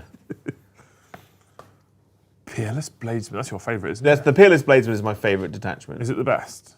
Or is it I is it the best or is it just your personally think it's the best on the basis that also you get an army rule, you get an army rule where you don't have to jump through hoops to do it, and it has the good fight on death. Can we just talk about the combat patrol for Emperor's Children for a brief moment? Oh, it's banging. So it's got the best strategy. The one thing that flawless blades really need is probably a slightly higher damage output. Yeah. Whether that's more attacks or whatever. 1 CP for Shatter Strike in their combat patrol. 1 flawless blades unit from the army that has not been selected to fight this phase. Yeah. Until the end of the phase, add 1 to the damage characteristic of melee weapons equipped by models in your unit. It's really good. That's a strat that you want. In a game system where all 3 wound units are 3 models. They're like, you're dead. Thanks for coming. You're dead. But they're really good in the small scales games. If you have a stratagem that gives you +1 damage. The rest of the time, a bit poopy.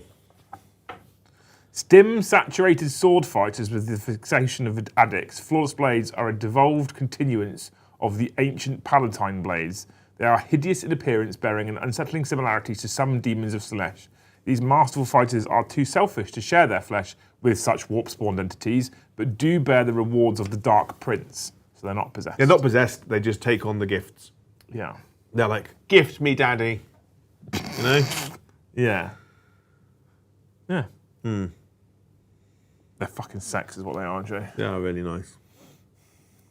I haven't read this book yet. Thank you, Dave WK, for 10 gifted membership. 10? Yeah. What? Oh, we're still on 47. Yeah. What a legend. Thank you so much, Dave WK. Yeah. Andrew's brother. I hope that your family pays for your army to be commission painted. Oh. Yeah. That's a strong by a hope. great artist. Artist? Yeah. Oh, not you then. No. It sounds like artist. Yeah. You know. I do like the detachment where you bid the turns, like how many kills you're going to get each turn. Coach Reeve conceded. Someone in chat said about it. I like it, but I really hate it at the same time. Okay, why? It's a very Emperor's Children thing because you have to get kills to get a bonus, but you don't get the bonus until the next turn. Yeah. I think it should be instant. If you get 3 kills, you reroll wound rolls of 1. You know, not in your next. So if you go first, you're only going to bid 1, which means that if you go first, there's a chance that you don't even get that 1 kill. So you have to do it again in turn 2, and then you have to bid for turn 3, which means you don't get your army rule until your second army rule till turn 4, which means that you don't get the next ability until turn 5. Yeah, it is a bit shit that. It's like it's a detachment rule that your opponent can basically control if you go first. I like the Mercurial Host. The Mercurial Host is good because it's got a a reactionary move strat. Yeah. It's also got a -1 to hit move strat, an auto advance 6 strat, and a -1 to wound strat, which is But the quite nice. reroll advances, I don't massively rate it when a lot of your units move 8 anyway, and the army rule negatively affects units that advance. Precision characters from the army can ignore any or modify their move characteristic and any or modify advance and charge rolls made for them. That's a bit meh, isn't it? Yeah.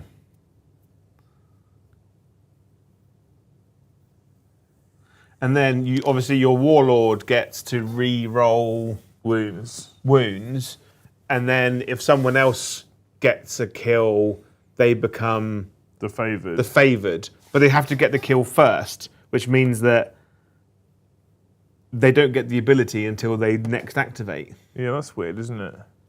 I think it should just be pick a unit and they're the favoured of Sinesh. Pick a character unit, they're now the favoured of Sinesh. Done. Yeah. Because then that detachment would actually be quite good. This is an odd one, right? In your shooting phase or fight phase, Yeah. just after an Emperor's Children character unit becomes your favoured champion, or just after your army's favoured champion unit destroys an enemy unit, you then target your favoured champion's unit until the end of the phase. They've just killed something, Yeah. so they're done. Yeah. Each time a model from your Emperor's Children character unit from your army that is not in your army's favoured champion makes an attack, add 1 to the strength characteristic. So after each you've time a killed... model in an Emperor's Children character unit from... Okay, so you get +1 strength for the rest of your army. So if your favoured champion goes in and kills something, 1 CP, the rest of your army gets +1 strength. But... If they're character units. Okay, But- that originally when I read that, I was like, wait, so you kill a unit... +1 strength in shooting?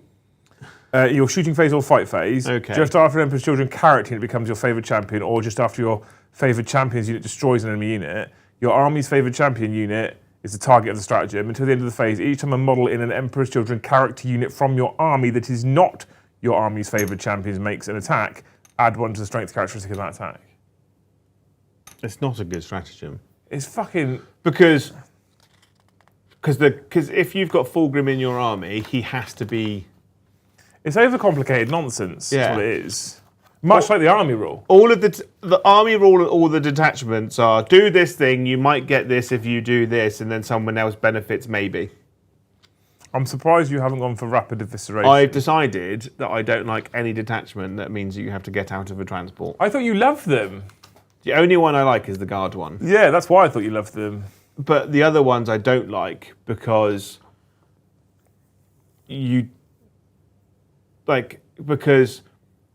because everyone just goes, oh, cool, I'll just kill your transports then. This isn't a good set of detachments, Joe. No.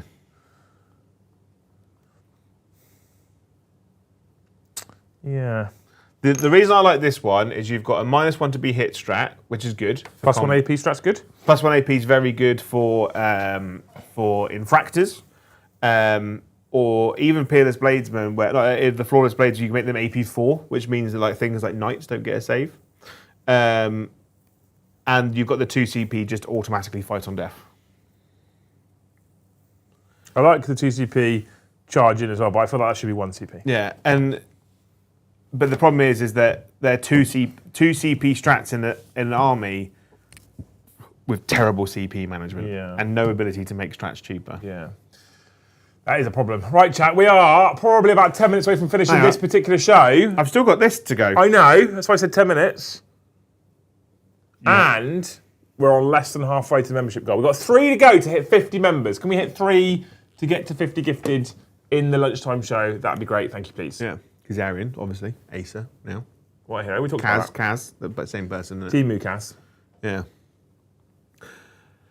Bereza, 27, Oh, has gifted 5 memberships. what a fucking legend. Thank you so much. I hope you have Chinese for dinner. Oh, And your little cracker in it says that you will have great financial success. great success. Yeah. Yeah, okay. Thank you, Silence Fools.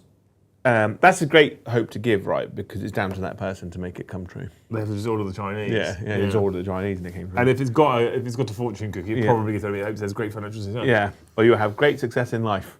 Great success. Thank you, Silence Falls, for one gift of membership.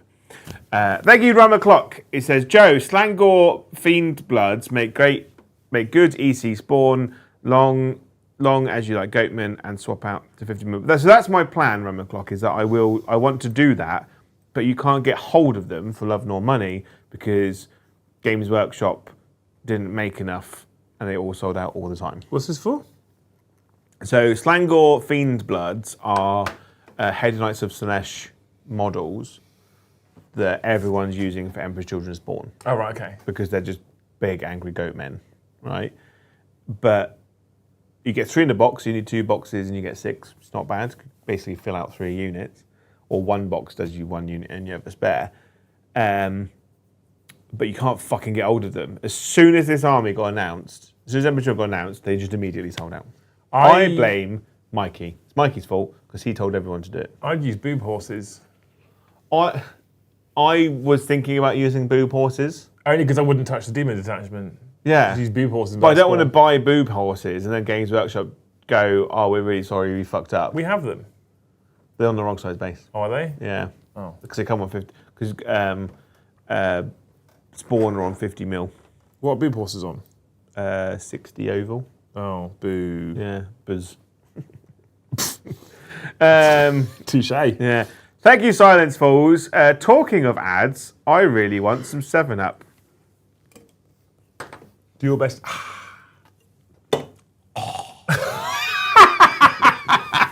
I wanted to burp, but I couldn't. No. Fair.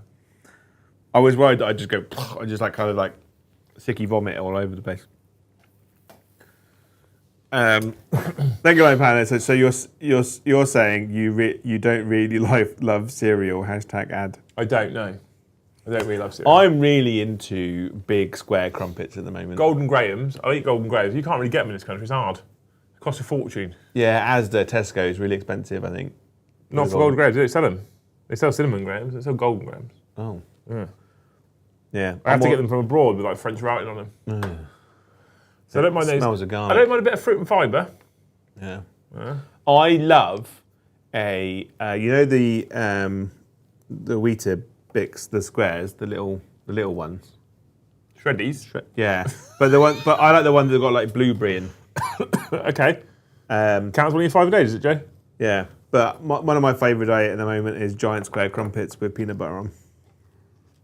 Luce makes crumpets now.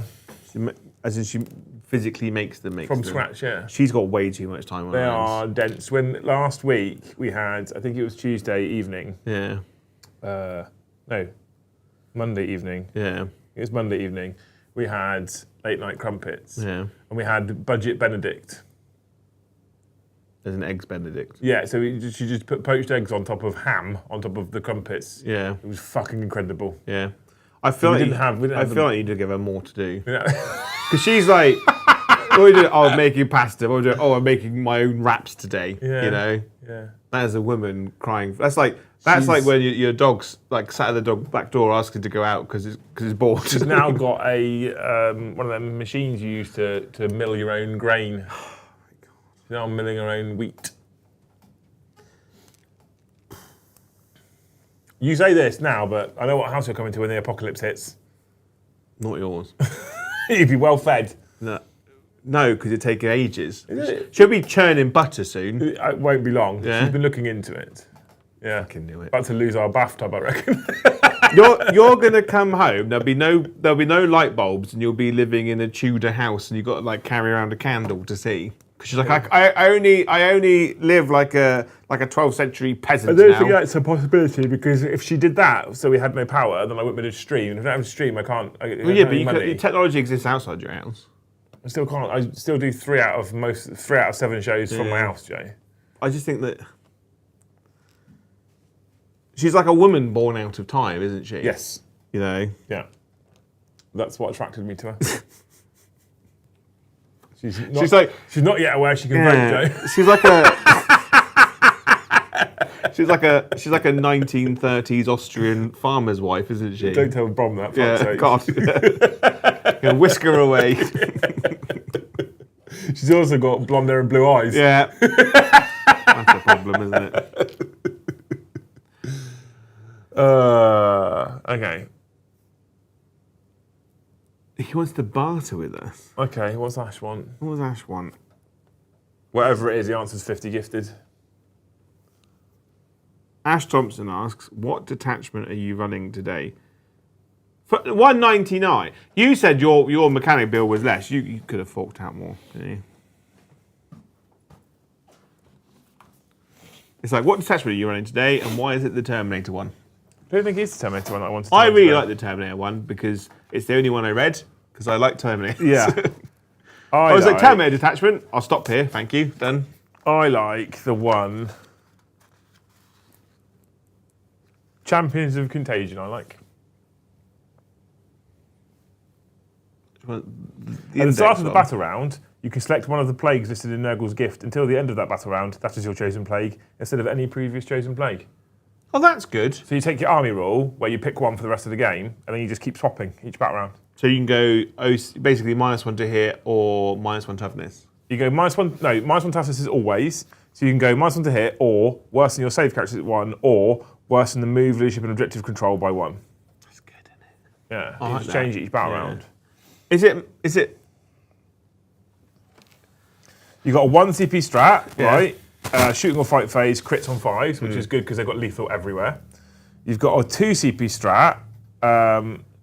Each time a model in your unit makes an attack that targets a unit that is below its starting strength, you can reroll the hit roll and you can reroll the wound roll. Yeah. So if it's below starting, so if I'm targeting a unit taking a single wound or casualty, I get 2 CP roll, it all hits and wins. Shooting or fight phase.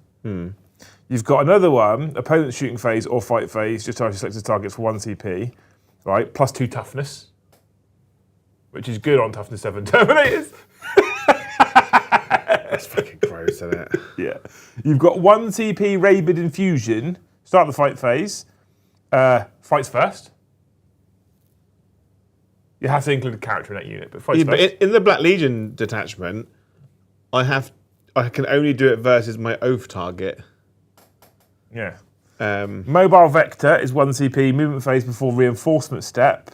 A unit from your army that's not leading, a Death Guard character unit from your army that is not leading a unit. I love this one, by the way, right? So, Mobile Vector, your movement phase before the reinforcement steps. 1 Death Guard character from your army that is not leading a unit. Yeah. Select 1 other friendly Death Guard unit, excluding battle shocked units and attached units that already have 2 leaders units on your, or one of your character units leading it, within 2 inches horizontally and 5 inches vertically of your unit that it can lead.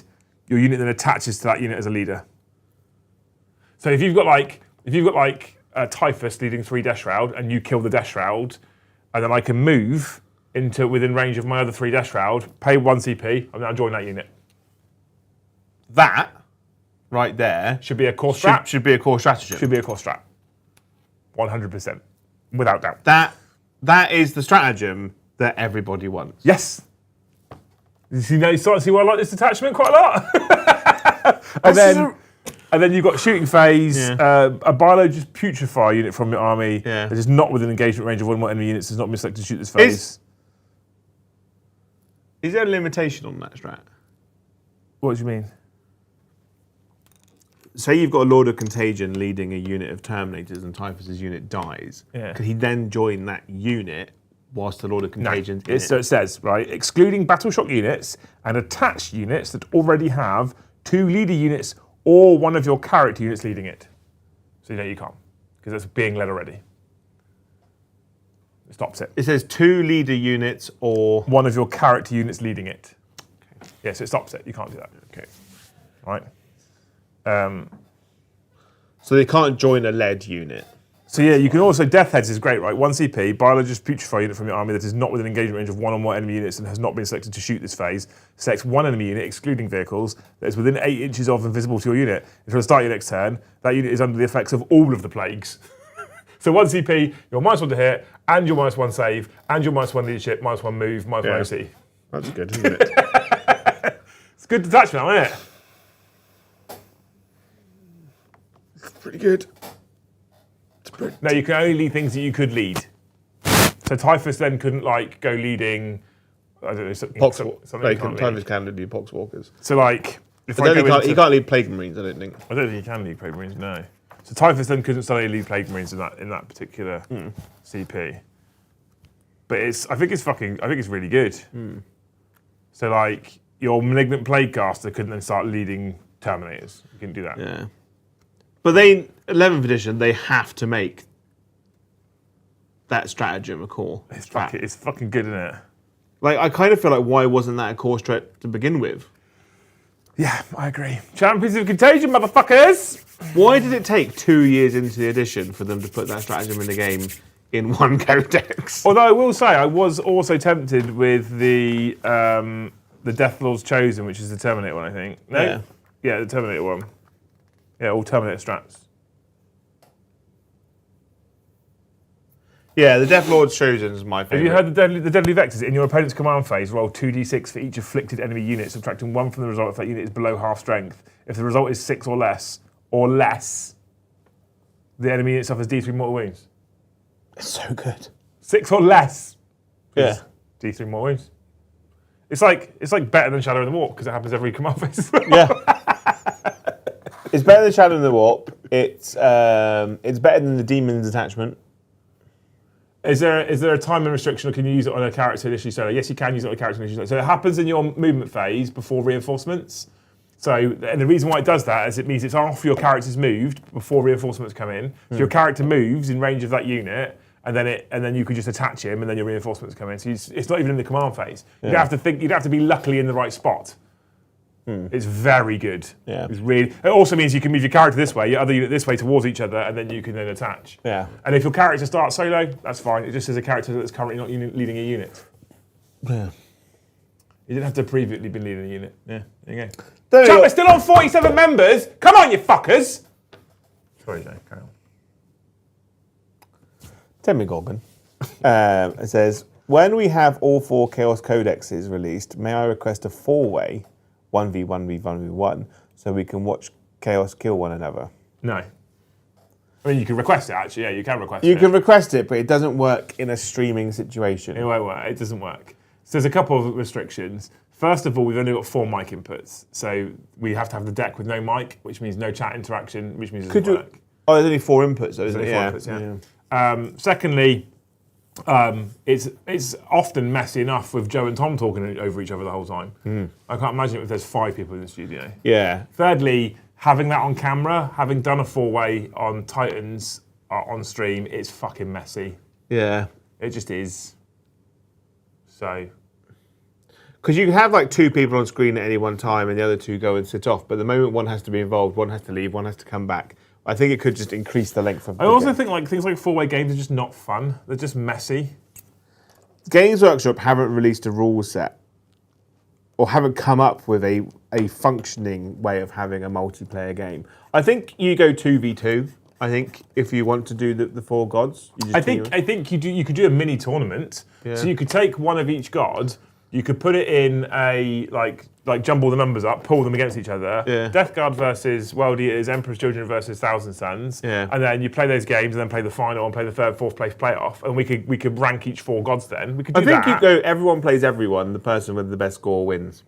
It's the only way you can really do it, I think. Well, maybe. Because if you go 2v2 and then you have a playoff and stuff, I think it's kind of unfair because you haven't done every matchup. Yeah, so you would want a mini league. So you want to have World Eaters versus everyone. So you want every player to every army to play 3 games. Every army plays 3 games, and you go on the scores. I think is the only way of doing it, really. Yeah. Because that's the most fair way of doing it. Yeah, maybe. Probably right. But whichever one Brom plays, we know is always going to do worse. A 1v1v1v1 4-way is almost a definite. Well, the good thing is Brom's not paying any of them, so it's not a problem. No, otherwise we'd be all fucking down. Yeah. And we'd also have to have the best version of that army. Well, we don't have to do that. If we're doing it for a tournament Tuesday type style, I think you, or the other option is go. If you go every if you go, every person must have their first captain and Primarch, in which case Emperor's Children lose. It's not a competition then. You're such a salty bitch. I am a salty bitch, and I'll continue to be a salty bitch until they fix him. You're still being such a salty bitch, Jay. I think the only way they make a quick fix to him is they do what they did with Gilliman's and say that he can pick 2 of his abilities. Who, Fulgrim? For Fulgrim, yeah. Because then he's always -1 to hit, and he's always got fight first. I think I'm going to put the power sword on this guy. I think that's the only way you fix Fulgrim in the initial. And maybe drop him to like 350. I think the sword's just too cool to leave off. Boom, done, fixed. I might put the sword on before I paint the body. Sword up your bum. Thank you, Stray cartographer. Such a twat. It's Beltane today. What model kit would you sacrifice to the gods in order to get a new one? What model kit would I sacrifice to the gods? To get a replacement. What model kit will we sacrifice to the gods? This is tough because most of the things I fucking hate have just been upgraded. Like Eldar just don't really have any bad kits anymore. So are you because like could you say like, oh, I'd sacrifice old world goblins to get a new blah? No.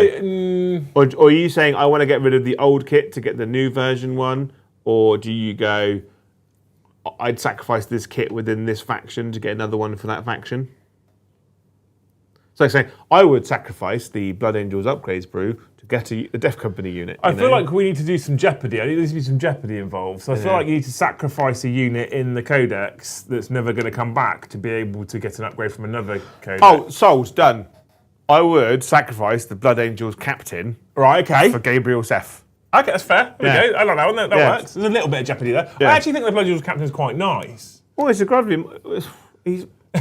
He's not a lovely model. He's boring. He's so boring because he's just stood there like legs wide. You know, so that's a wide stance, my guy. Right? He just looks like a captain who's just got just cool armor on. He's not. He hasn't got a tactical rock. He's not in a cool pose. I would sacrifice Chaos Spawn. Yeah. For Red Butchers. Yeah, I don't feel like that's much of a sacrifice for you. I'd get rid of the unit that I've just said I hate and I don't want in the codex for a unit that I want. Yeah, everyone's upset though. I'd be like, I'd sacrifice 8-bound for Red Butchers. I don't like Chaos Spawn at all. They're shit-looking models. Yeah. I'd also sacrifice Chaos Spawn for new Chaos Spawn, quite frankly. Yeah. Especially if they can give it to someone like Daz, who designed the Wolves, apparently. Apparently Daz Latham did the Space Wolves. Yeah. Apparently. It shows. Well, that's why they're nice. Yeah. He also did all the new Eldar stuff. Because he's a fucking god. Good. I think amongst mere mortal men. I think basically Daz is what's his name? I had his name in my head. For reference as well, by the way, I don't dislike 8-bound. I quite like them. I don't love them, but I quite like them. If they had never come out, I wouldn't be sad. Yeah. Do you know what I mean? Yeah. It's easy to say that because, you know, it's easy to say that because you can go, well, you would never have known what you're missing. But I would have rather not had anything 8-bound. I would have rather had a Butcher Surgeon. Jez Goodwin, that's his name. Jez Goodwin, yeah. Latham is Jez Goodwin's spiritual successor, I think.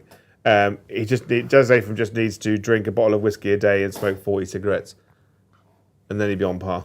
But like, if I knew about 8-bound, but we didn't ever have them, but we got like a Butcher Surgeon, Red Butchers, a more elite version of Berserkers. I don't like this weird demon gurney dog thing. I'm not a huge fan of it. I don't hate it. I just don't love it. It's the fact that they're all straining with the world's largest shit. And it's one of those things, isn't it, as well, where I look at them, and I now look at the Emperor's Children kits. So I've started building Emperor's Children, and they might become my favourite Chaos faction. And it's got nothing to do with the rules, because I just read that book. It's fucking shit. I tell you, I complain about the Infractors and Jobbies being a kit of 10 models, but it's only 5 body sculpts that make 2 different units. Yeah. I don't like that. However, those 5 sculpts are incredible. They're all good. Like I've got a unit of 10 at home, which I haven't built. because I'm going to use them as the base for Chosen for my Chaos Space Marines to go around with Fabulous Bile. Yeah.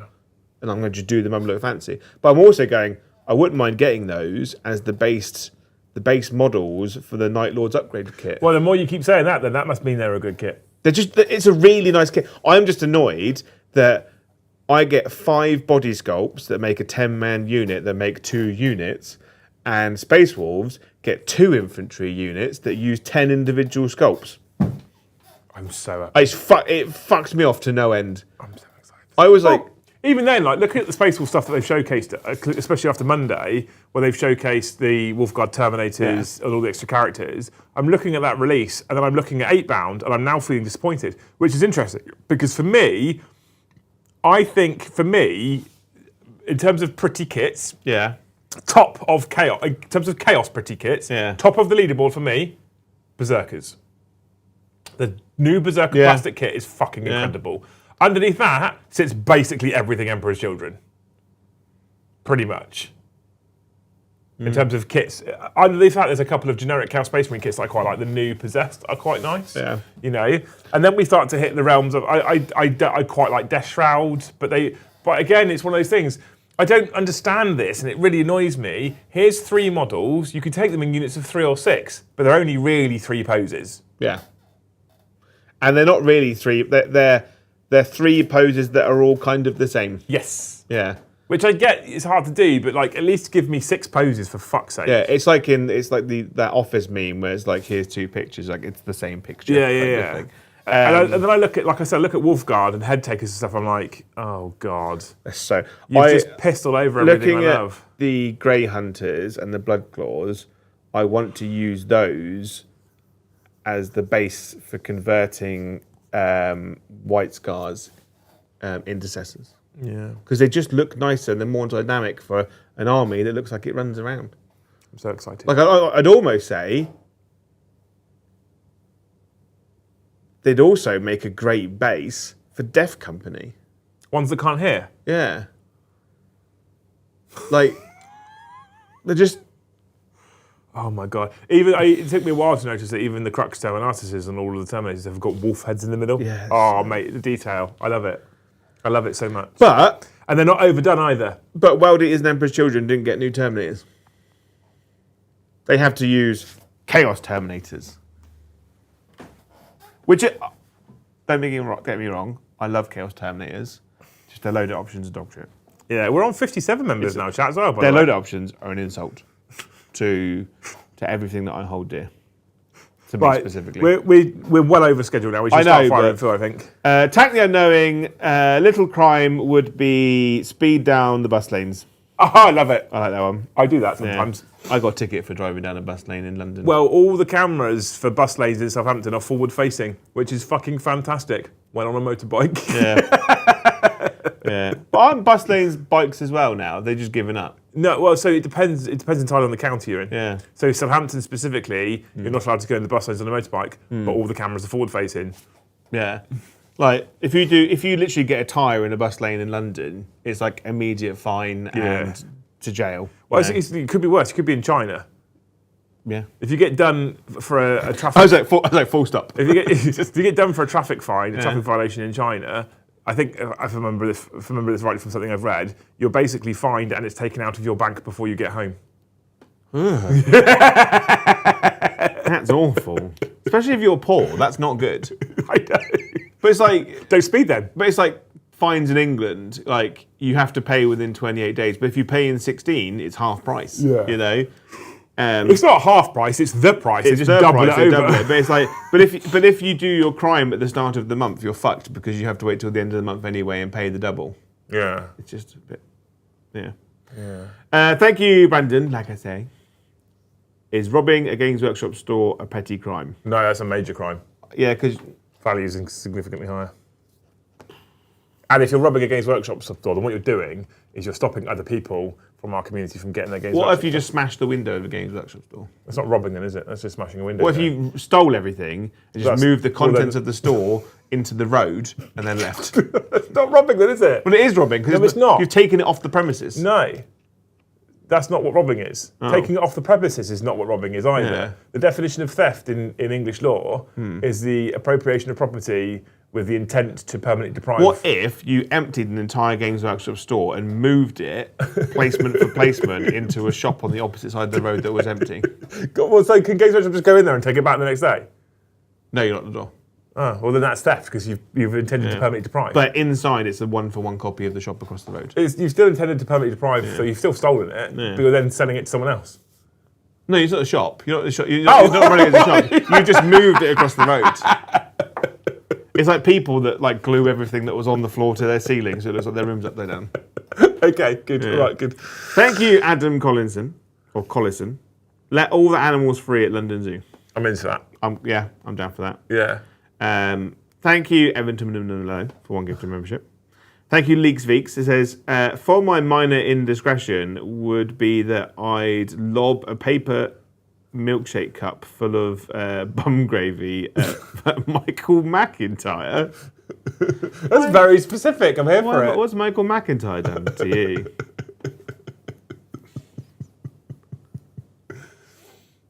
It's like being at a festival and you get hit by what you hope is a pint of beer. Well, yeah, but then it's warm. Yeah. You don't want to be at a festival when there's liquids flying around, you know? No, I have been. Yeah. But Michael McIntyre's really specific. I mean, I don't like his stuff. I don't, yeah. He was funny, like in 2012, and I feel like he's not improved since then. He's just doing all the same stuff. It's just like, my children are an inconvenience to me. You don't have children, so you don't understand. That's basically all of the jokes. I don't think Michael McIntyre's all that funny. No? No. I'm not a fan. I'm a big fan of comedy. I don't think he's very funny at all. Yeah. I think he's just got an annoying round face and just pulls stupid faces and wobbles his head around. Yeah. Yeah. He's got a really annoying fucking laugh. Let's not go on to this. Carry on. Thank you, Jerris, for 5 gifts of membership.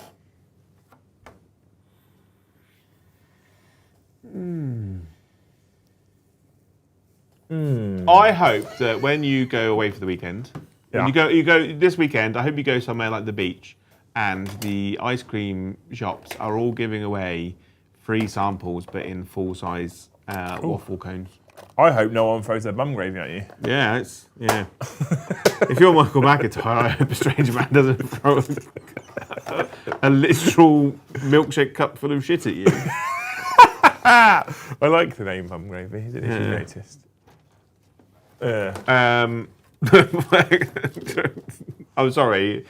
I mean, if you don't like him and you get dragged to see him twice, then I can imagine it's quite awful. Yeah. It's like Tamsin was like, "Should we go to the beach this weekend?" Aren't you a person who just doesn't like the sun or the beach? I hate the sun both the sun and the beach. That's what I was about to say. Yeah.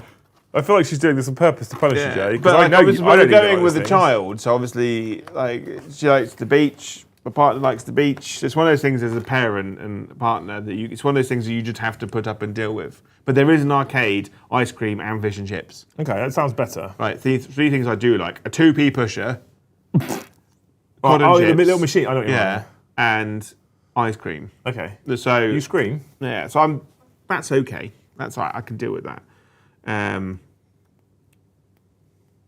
You know, it's just there's nothing more inconvenient. Because why is it, right? This is like a real British thing, right? Before you leave the beach, everyone's like, quickly go down to the water, wash the sand off your feet, right? You're not washing anything off when you're going into the English Sea. No, and there's like, and then because we're going to Minehead Beach for the stalkers out there, and then you have to walk from the water in the sand to a dry area to put your shoes on. Yeah. So you basically wash your feet to put sand back on it to then dry it to get the sand off your feet. If you're lucky, they might have a little tap at the top of the beach where basically a baby spits on you, because that's the pressure of the water from those taps to clean the sand off. And I thought you just felt like you would be lucky if a baby spat at you. Yeah. It's just annoying. And then you have to go like no socks in your trainers. Joe is working really hard, by the way, chat, to drag this out so you give more memberships. I don't know if you've noticed.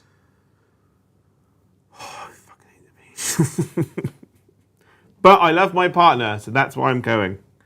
Also, Colin Chips. Thank you, Mr. Sven Holio, for 5 gifted memberships. I hope that someone in your family or your partner buys air conditioning for your living room for the summer and your bedroom.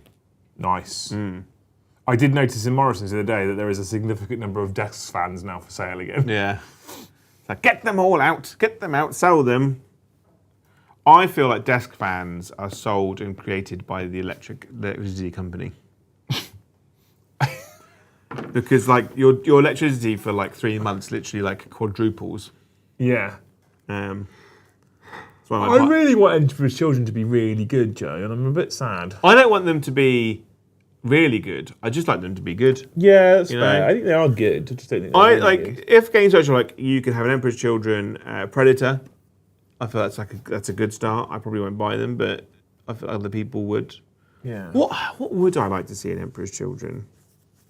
A cultist unit, or just make demon. If they said you could take 500 points of demons in Emperor's Children, they don't get the army rules or detachment benefits, but you can just take them, and they make demonettes 50, 60 points. I'd hate to break it to you, but they just got rid of all that stuff. So I don't think it's coming back. But I feel like by getting rid of them, there's just stopping sales. It's just money on the table. No, I know I disagree with you, but they've got rid of it, so it's not coming back. They're not going to return. Just don't get not it. going to reverse In an it army so that soon. has fuck all options, why restrict them more? Yeah. The Emperor's Children Codex is one of the codexes out of the 3 that could really do with using all of the data sheets in there. Forge Fiends, Tatson says.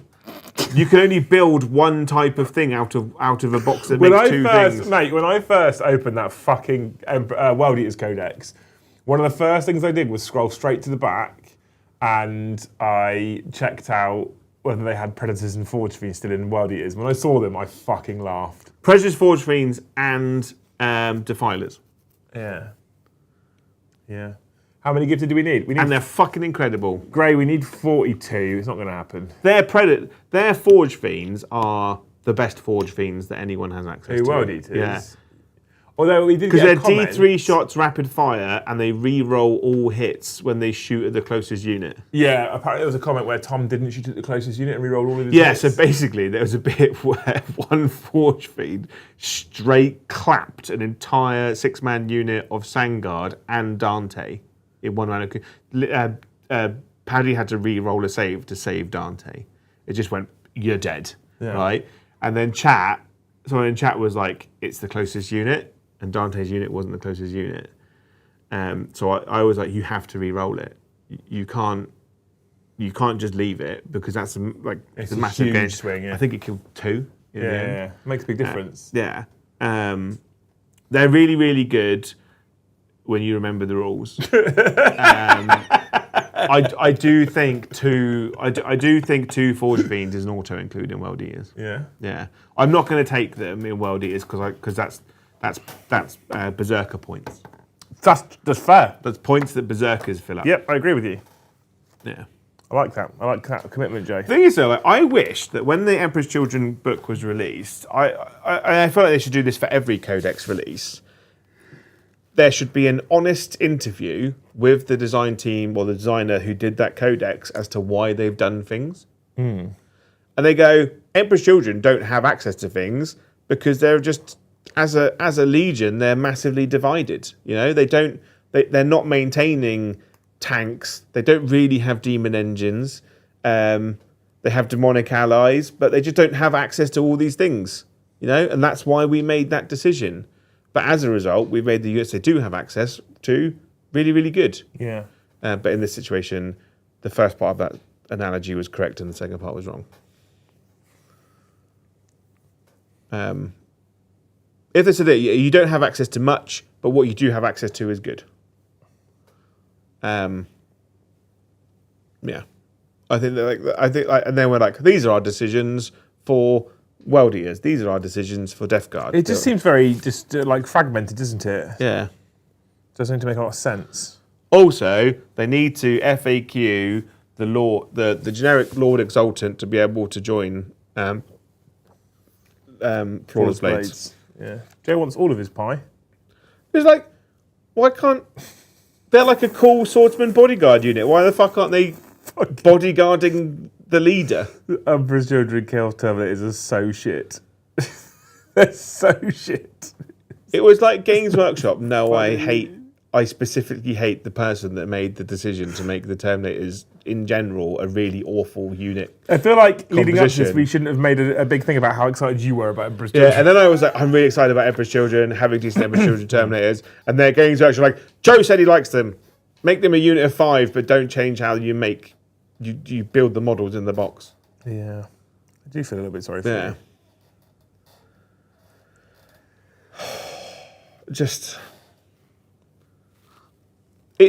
I just find it weird how I've always found it weird how they so specifically lock in the Chaos Terminators to what's in the box. Yeah. But then the Jump Captain that got released for Space Marines can take a Thunderhammer Storm Shield, but they don't sell that model. And it's not easy to get hold of a Thunderhammer and a Storm Shield. With an F. Yeah. It's much easier to get hold of a Thunderhammer. It just makes me so sad. Thank you, Ash Thompson again. It says, sacrifice Plague Surgeon for Plague Heavy Havocs. Why would you sacrifice the Plague Surgeon? He's cool. A bit of a meh model, though, isn't he? Yeah, he's not the greatest. I don't hate him, though. Yeah. I have no emotions about him. Although I do feel like Death Guard just flat have too many characters. I don't feel like sacrificing a Death Guard character is much of a problem. Yeah, I feel like they could probably say, you can take... Here's 3 models that we currently have as characters. They all do the same thing. Yeah. They're now one data sheet. Thank you, Kazarian. It says 8 bounds, same as Zerkers and Juggerlord, are strength plus tier for having spare parts in their sprues. Absolutely incredible, but I'd trade it for Red Butchers. Yeah. The problem about the 8 bound spare parts, though, is they're not really parts that you can use on other models. Like Berserker parts you can use on any Space Marine kit. I don't know, people have used a lot of 8-bound stuff for kit bashing. And like the Juggerlord stuff, the Rider stuff is could be used on any kit, but I just feel like the 8-bound stuff's a bit poopy. A bit pooper. I don't love 8-bound. Yeah. The more I think about them, the less I like them, which is a problem because you really have a thing about them, don't you? So. I have a serious disdain for them. Yeah, I know. Spending time with you means I started to like them less. And the problem is like I then had my absolute bum ruined by Tom just running 8-bound all the time in the world's most uninteresting battles. Because he's always like, oh, I should have a game tomorrow. And I'm like, yes, I suppose. He's like, I'm bringing Wild Eaters. I'm like, good. I guess I'm getting nothing out of this game tomorrow then, I suppose.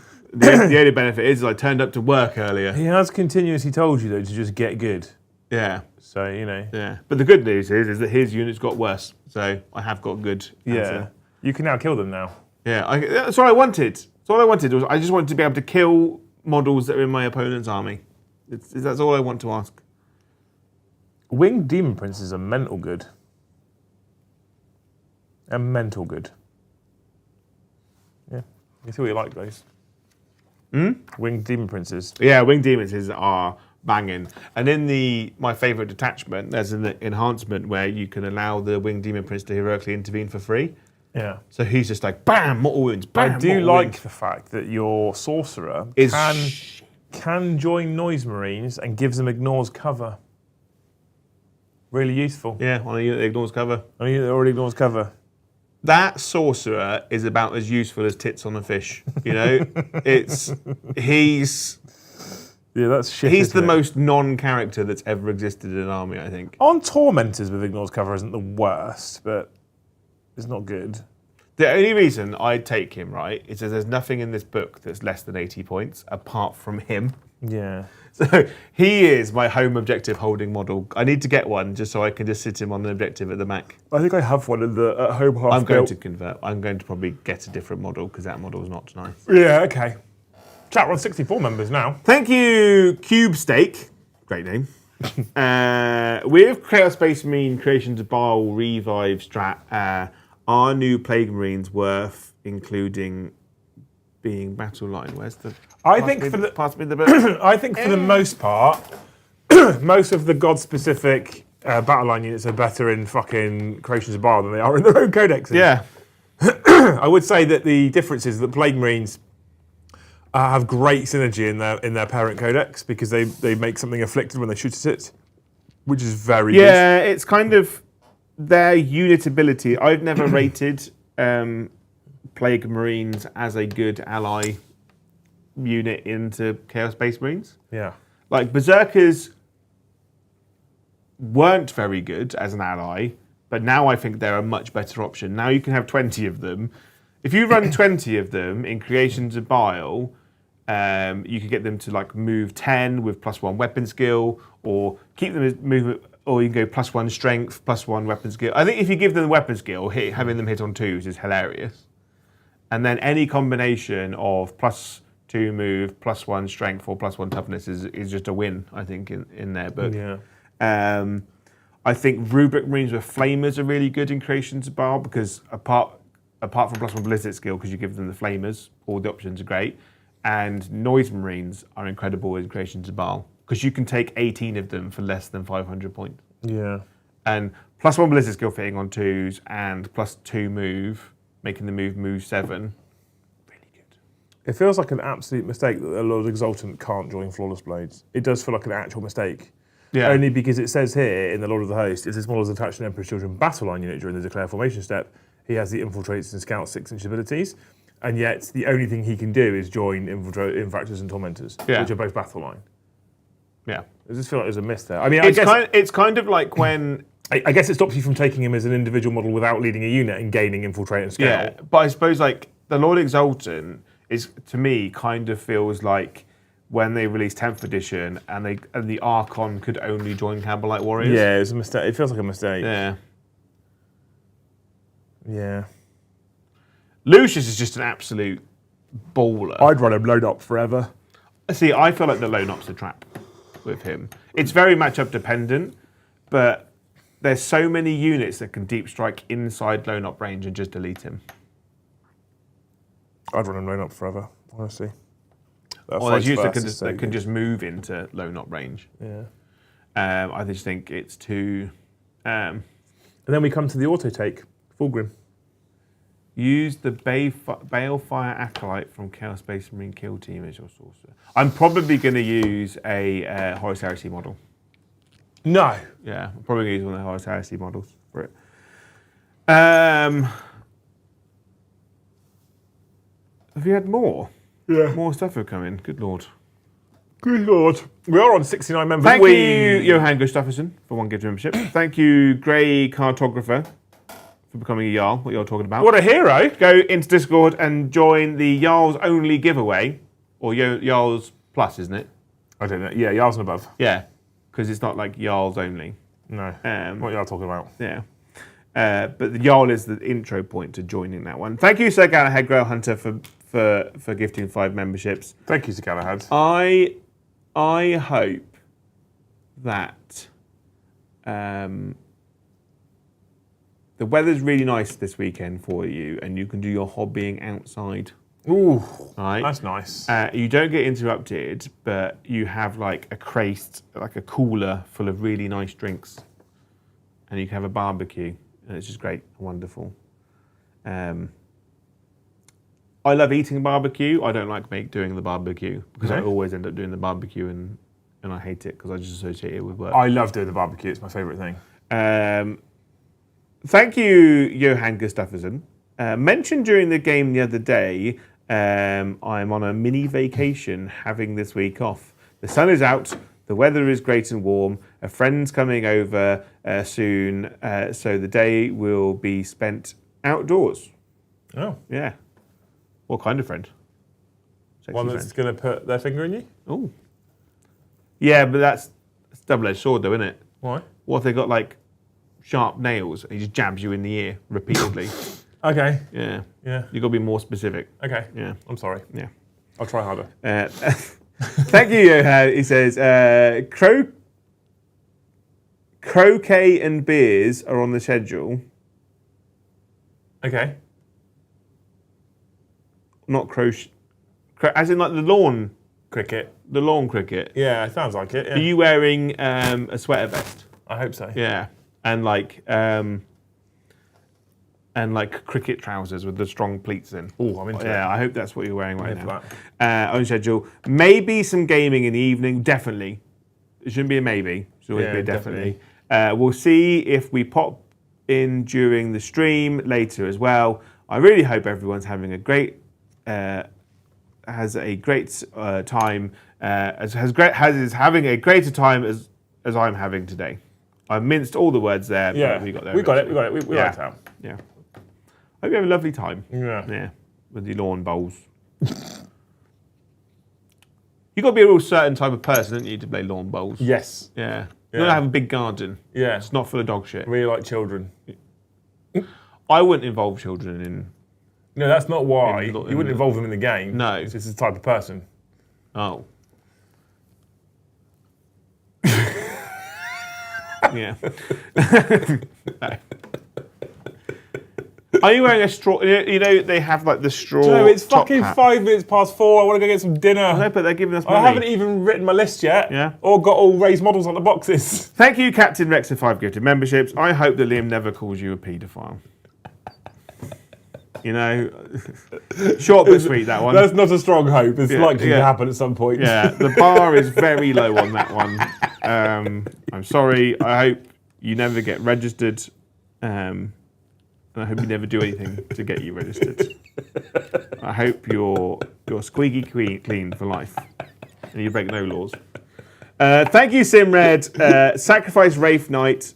Shining Spears Phoenix Lord. That'd be cool. I mean, Yeah.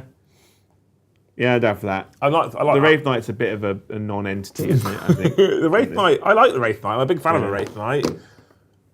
Especially the sword one that can now just walk through walls. Yeah. As we found out, didn't we, Joe? So wonderful.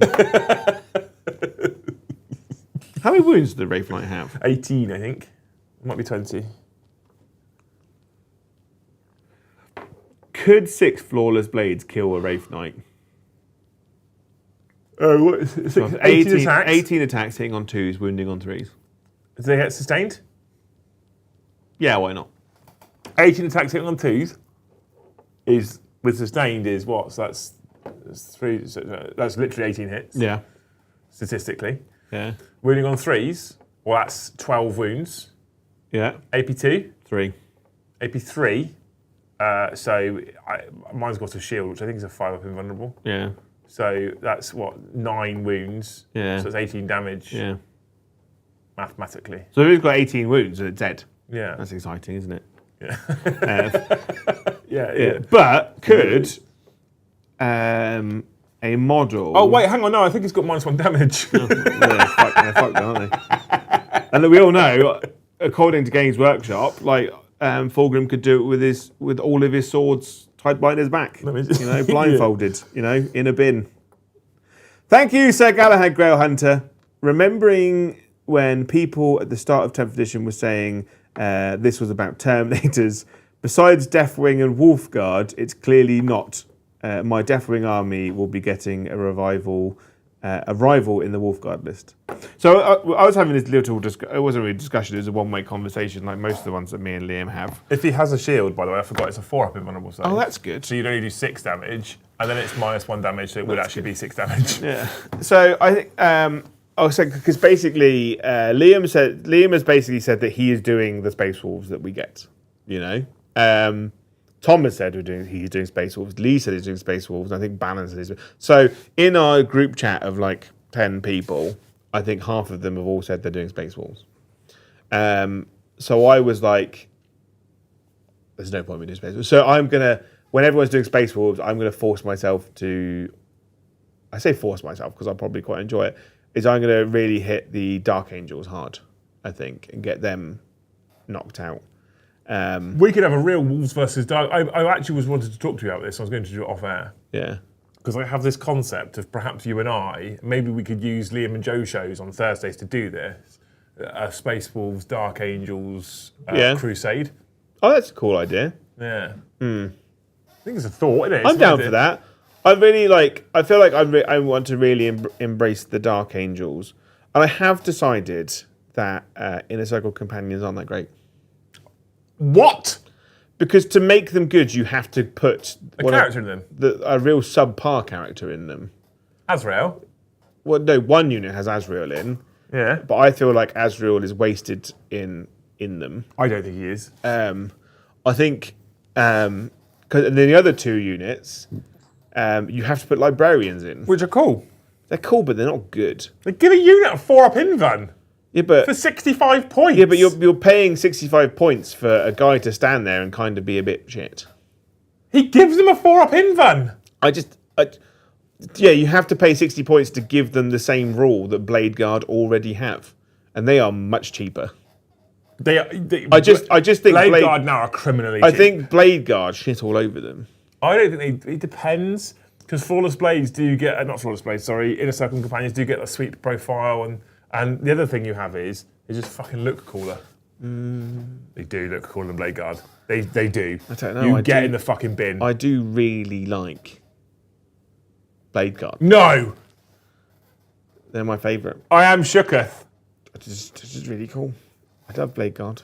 You want to peel, there's 3 Blade Guard out there, you can peel the fucking Ultramarine shoulder pads off them if you want. Yeah? Sold. Yeah. I'm not putting them in fucking Space Wolves like I'm head takers. I've had six Raven Guards, Blade Guards, sat on my desk half painted for the last 2 months because I've been doing loads of other jobs. As long as I started, I will finish eventually. Yeah. Is that what she says? Mectoplasm says that you don't need to follow as they melt anything they get in combat with. But the problem is, Mectoplasm, is that other units exist on the table, and some of them have guns. Yeah, well, so Very good guns. just get them into combat, Joe. I think the best way to run them is with a Judica. Just play better. I do like them with a Judica. I think the Judica is the best option. So Judica, six Inner Circle companions. Yeah. Impulsor. Do you know what the Judica's better in? Blade Guard. No. It's just flat better. No. Because they give him re-rolled ones to hit. So Galahad says, Joe, get in the sea. No. As I said earlier, I hate the sea. He does hate the sea. It's salty and it's full of fish piss. Right. Right, chat, thank you so much. We did finish on 69 of the finest members, which is both a funny number and means that tonight you've got to 131. So, but thank you so much for all your wonderful support. I hope you've enjoyed the show. It has gone on for well over 42 minutes more than I wanted it to.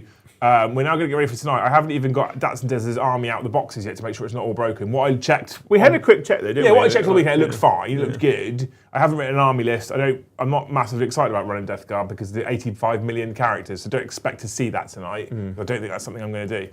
I'll run a few characters. Mortarion will be here. Yeah. I fully prestiged the tactical in Space Marine 2 because I bought prestige level. Literally no one cares. Thank you so much. The Blade Guard next. Thank you so much for hanging out with us on this stream. Hopefully you'll join us tonight for Death Guard versus... What are you taking? I said Chaos Space Marines. Do you want to play Death Guard? Not really. Okay, I'll play Death Guard. No, I'm just... I don't really want to either. Despite the fact I think they're really fucking good. But, I think... Right. No offence to Dats and Dez, right? Because it's very kind that he donated them to us. He's an absolute legend, and it's a massive strain off my back. I don't like playing with armies that other people have built and painted. I don't have that like. It's the only way I get to play with armies. It's like kids. It's like I don't like other people's children. Okay. Or children. Yeah. Right. Thank you for hanging out. Like I said, thank you so much for 69 members. You people are amazing. Thank you for all the super chats. Thank you for 210 likes on the stream as well. That is incredible. If you haven't already, please make sure you smash that like button. We are going to be playing a Death Guard preview game tonight. One of us will be playing Death Guard. Someone will. And the other will be playing something else. So you can look forward to that this evening at 7:30. Tomorrow at 8:30 there's another 40k After Dark show, which is typically not talking about Warhammer 40k at all. It's just getting semi-drunk and chatting about nonsense. And then we'll be back next week with a full schedule. There might be some vagging at some point as well. !vag in the chat if you are into vag. If you don't subscribe to it, then we're just going to believe I'm you're not around this weekend. You're not into vag. Eh? I'm house sitting this weekend. Yeah, but I've got GTA 5 I can do, or I've got Hogwarts, or Maybe play a game that was released this year. Why? It's relevant. They're all isn't it? shit. More people might watch. But they're all. You could play Oblivion. Verdansk. I don't want to play Oblivion. I do. No, that's a lie. I do want to play Oblivion, but I don't want to play Oblivion because I've got a lot of stuff to do. Yeah. I've got a hobby house to start building. Space Force will be coming in the near future, and I want to put a lot of time into that. I cannot get on board with Oblivion, Joe, because I will lose days. Yeah. It's not a good thing. Yeah. Anyway, we're about to go get some dinner ready for tonight. Thank you so much for watching, you wonderful humans. We'll see you in the next one. Bye. Have a wonderful time.